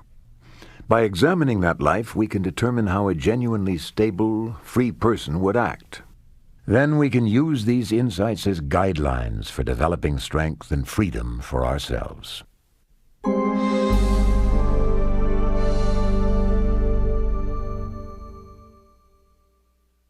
Rather than laying down a series of rules and prohibitions for correct behavior, Spinoza describes the life of someone who concentrates on gaining the strength, stability, and freedom that reason and understanding can provide. Rather than talking about goodness in the abstract, Spinoza asks what would be good for such a person. What would help him or her to gain the desired understanding? Certain ways of acting that are traditionally thought to be good turn out to be good from Spinoza's perspective as well. More importantly, for someone attempting to live the life of reason and understanding, there's nothing more valuable than the companionship of like-minded people. Thus, those actions that promote peace and social harmony turn out to be truly good. Though Spinoza believes that most people are unreasonable and difficult to deal with, still he judges the company of other people to be a good thing. It rarely happens that men live according to the guidance of reason. Instead, their lives are so constituted that they are usually envious and burdensome to one another. Still, we surely do derive from the society of our fellow men many more advantages than disadvantages. So let the satirists laugh as much as they like at human affairs. Let the theologians curse them. Let the melancholics praise as much as they can a life that is uncultivated and wild.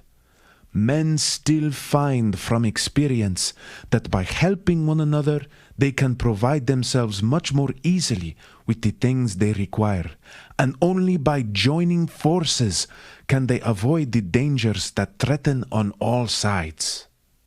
Conflict most often arises among people when they all seek things that only one or a few can have.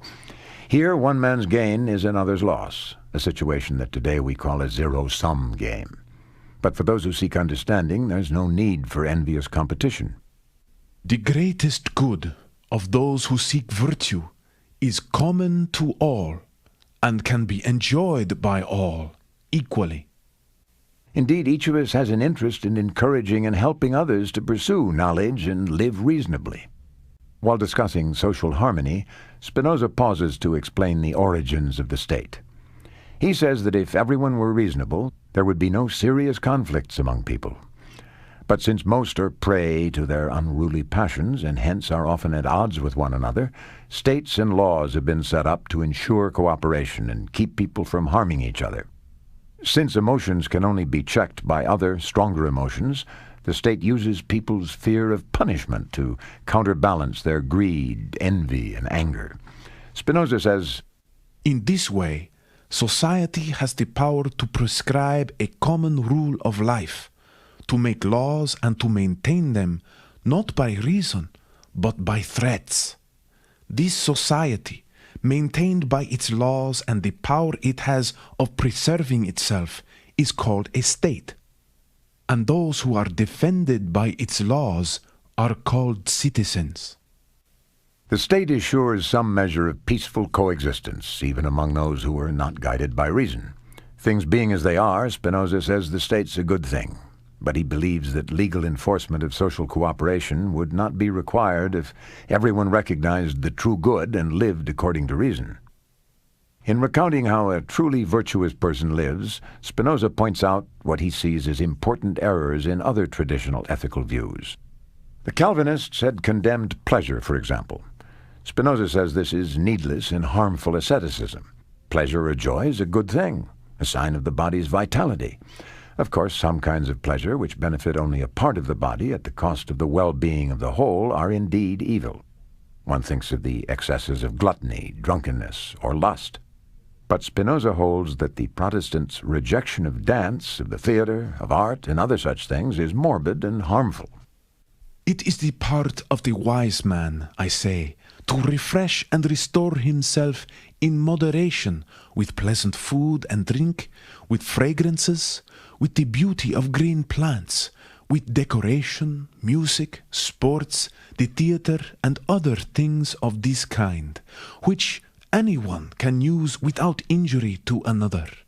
For the human body is composed of a great many parts of different natures, which constantly require new and varied nourishment, so that the whole body may be equally capable of all the things which can follow from its nature, and hence so that the mind may also be equally capable of understanding many things. In Spinoza's view, emotions that involve sadness or pain are obviously, necessarily bad. They indicate a lessening of the body's power. Not surprisingly, Spinoza also says that fear, despair, remorse, shame, and all forms of hatred are bad. Spinoza describes the life of the wise and free man. His picture's vivid, in many ways deeply attractive. But he's not yet told us how we can attain this kind of stability, how we can move from being driven by our confused and misleading emotions to being guided by reason. Spinoza can't just exhort us to control our emotions and actions by means of willpower. In his view, there's no such thing as the will in this sense. The mind cannot simply make the body act. The final part of Spinoza's book, Ethics, is called On the Power of the Intellect, or Human Freedom. It deals with the difficult question of how reason can influence the emotions, bring them into rational order, and thus make possible the strong and stable kind of life that Spinoza's been describing. The only power the intellect has is the power to understand. Thus, whatever good effect reason can have in the emotions, it must achieve by means of understanding. Spinoza's philosophical therapy, as it might be called, is based on a single profound insight.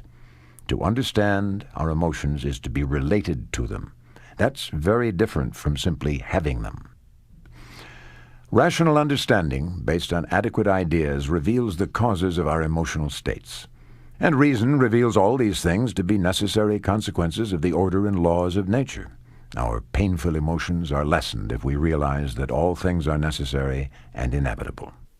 We see that pain arising from the loss of any good is mitigated as soon as the person who lost it perceives that it could not by any means have been preserved. The important point about understanding the necessity of all things is especially germane in our dealings with other people. Spinoza notes that we seem to get especially angry, hurt, or disappointed at what other people sometimes do. We tend to have passionate emotions towards other people because we ignorantly think their actions had no external causes, and that they acted only from their own free will. But once we realize that there is no free will, and that each individual is part of the causal order of nature, we'll no longer be so emotionally volatile towards others. We get upset at others because we want them to act differently. But Spinoza follows the Stoic philosophers who had urged us not to want things to be different from the way they necessarily are. In a sweeping statement, Spinoza sums up this view. Insofar as we are intelligent beings, we cannot desire anything save that which is necessary.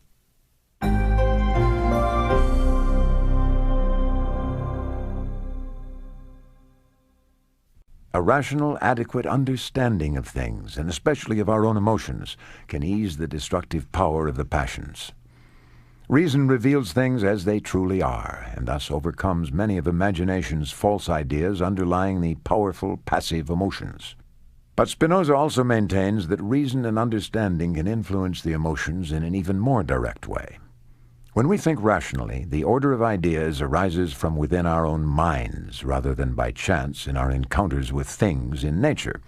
Thus, we're more active when we think rationally, and this is experienced as an increase in our own power, an experience that's by definition pleasurable or joyful. This positive emotion of pleasure can itself directly balance or counter other painful emotions, and the more we understand, the greater the pleasure we experience. As Spinoza says, One, therefore, who is anxious to moderate his emotions and appetites for the love of freedom alone, will strive, as far as he can, to come to know the virtues and their causes, and to fill his mind with the gladness which arises from the true knowledge of them. Spinoza describes one more way to overcome the errant passions through understanding. In his view, to truly understand anything is to know how it's rooted in the unchanging laws of nature. To know things in this way, especially through intuition, is to know things as manifestations of the eternal and infinite power of God. Thus, every truly adequate understanding of anything involves reference to God. Spinoza reaches the following remarkable conclusion. He who clearly and distinctly understands himself and his emotions loves God, and the more so, the more he understands himself and his emotions. This claim follows inexorably from what has gone before. Adequate knowledge understands God to be the cause of all things. Understanding is itself pleasurable or joyful, and love is by definition pleasure or joy, accompanied by the idea of what causes the pleasure. Spinoza says this love of God, engendered by our understanding of things, is an unusually pure and intense love. Since every act of real understanding involves God and is necessarily pleasurable, it's impossible that any hatred could infect our love of God. Nor will this love be tainted by envy or jealousy of others, for such jealousy can arise only when people are contending for the affection of the beloved. Such rivalry makes no sense for those who love God, because God is incapable of human emotions. Spinoza says, He who loves God cannot endeavor that God should love him in return. It's important to emphasize this point. Spinoza says that only an error of the imagination could lead one to think that God is capable of loving us. Yet Spinoza doesn't hesitate to urge that we should love God purely, fully, and above all things. He says those who would want God to love them in return misunderstand his nature. Those who feel that they should in some way be rewarded for their love of God misunderstand the nature of this most meaningful and fulfilling of human experiences.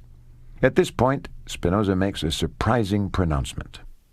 With this, I have completed everything which concerns this present life. So it is time now to pass to those things which pertain to the mind's duration without relation to the body. This is unexpected. It appears to be inconsistent with what's gone before. Spinoza holds that the mind and the body are one and the same thing, though understood in two different ways.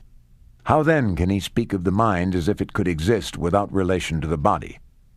We can understand this only if we remember to distinguish between the ideas of the imagination and the ideas of reason and intuition. Imagination consists of ideas about how the body is affected by other things, but reason and intuition begin with adequate ideas of the laws of nature. These laws are eternal, unchanging, and not limited to our temporary physical existence.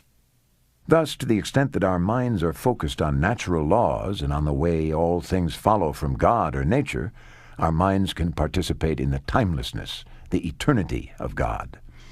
This is Spinoza's doctrine of eternal life, but it must be clearly distinguished from more traditional views that promise everlasting life in some blissful heavenly abode. Spinoza contrasts his doctrine with the more common view. If we attend to the common opinion of men, we shall see that they are indeed conscious of the eternity of the mind, but that they confuse it with duration, and attribute it to the imagination or memory which they believe remains after death. For Spinoza, eternal life is not something that awaits us after death, but something we can experience and take part in right here and now by coming to understand ourselves as we are in God. Ideas of time, of duration, and of memory are all ideas of the imagination. Insofar as we rise from the confused level of imagination up through reason to the heights of intuitive knowledge, our minds transcend time and participate in eternity. To participate in the pure activity of God's self-expression is a joyful experience, and we know God to be its cause. Spinoza calls it the intellectual love of God, for it's a pure love born of intuitive knowledge of the identity between our own minds and the mind of God. He says, "From the highest kind of knowledge, there necessarily arises an intellectual love of God. For from this kind of knowledge there arises joy, accompanied by the idea of God as its cause. That is, love of God not insofar as we imagine him as present, but insofar as we understand God to be eternal." The intellectual love of God is the mind's conscious participation in the eternity of God's creative activity. Spinoza tells us that this is the most powerful and most satisfying of human emotions. This is the emotional state he calls blessedness. From this, we clearly understand wherein our salvation, or blessedness, or freedom consists, that is, in a constant and eternal love of God. We're not told very much about this state of mind, but many scholars have thought that Spinoza is talking about an experience much like that which the mystics of the East and West have long spoken of, the mystical experience of union with God. What makes Spinoza's position unusual and original, though, is his view that rational scientific knowledge, the perception of our place in the causal order of nature, can yield such an experience. If I know that all my desires, my dreams, and my passions flow naturally from the law-like structure of God's eternal creativity, then I can feel myself to be a manifestation of God's activity. I'm a participant in that timeless process. If I deeply know that everything that occurs is absolutely necessary and that all things are interconnected, I'm not likely to become emotionally distraught when things don't go the way I want them to. Freed from the upheavals of the passions, seeing all things in the light of eternity, mindful that all things are manifestations of God, this is the life of blessedness, that supreme and unending happiness Spinoza set out to find. He sums up the differences between this life led by the wise and the life of the ignorant. The ignorant man, besides being driven hither and thither by external causes, never possessing true contentment of spirit, lives as if he were unconscious of himself, God, and things, and as soon as he ceases to be passive, he at once ceases to be at all. On the other hand, the wise man suffers scarcely any disturbance of spirit, but being conscious, by virtue of a certain eternal necessity, of himself, of God, and of things, never ceases to be, but always possesses true spiritual contentment. We know that Spinoza did indeed possess the true spiritual contentment mentioned here. He was rejected by his own people. He lived in poverty. He was ill and faced the prospect of an early death. He was publicly attacked as an infamous, evil, and dangerous man. With all this, however, his writings, especially his letters, give evidence of a peaceful, calm, and even serene temperament. In recognizing the necessity of all things, he freed himself from frustration and desire. In understanding his emotions, he found a way to calm them. In understanding his own status as a part of nature, he achieved a thoughtful union with God, and thus found the peace and happiness he had sought. Spinoza had no illusions about the difficulty of achieving such a state of mind. He knew that very few people have ever done this, and perhaps very few ever will. This supreme level of contentment and joy requires that we give up our normal, limited way of viewing things. We must cease to focus so much on the way things affect us and view them instead in a less self-centered way. Understanding things rationally rather than by means of the imagination is precisely such a shift from a self-centered view of the world to a more impersonal perspective. Paradoxically, we can find real happiness only by adopting a view of things which pays no attention to our own happiness or unhappiness. Achieving this kind of detached, dispassionate, and yet loving comprehension of the world is not easy, but Spinoza insists that it's possible.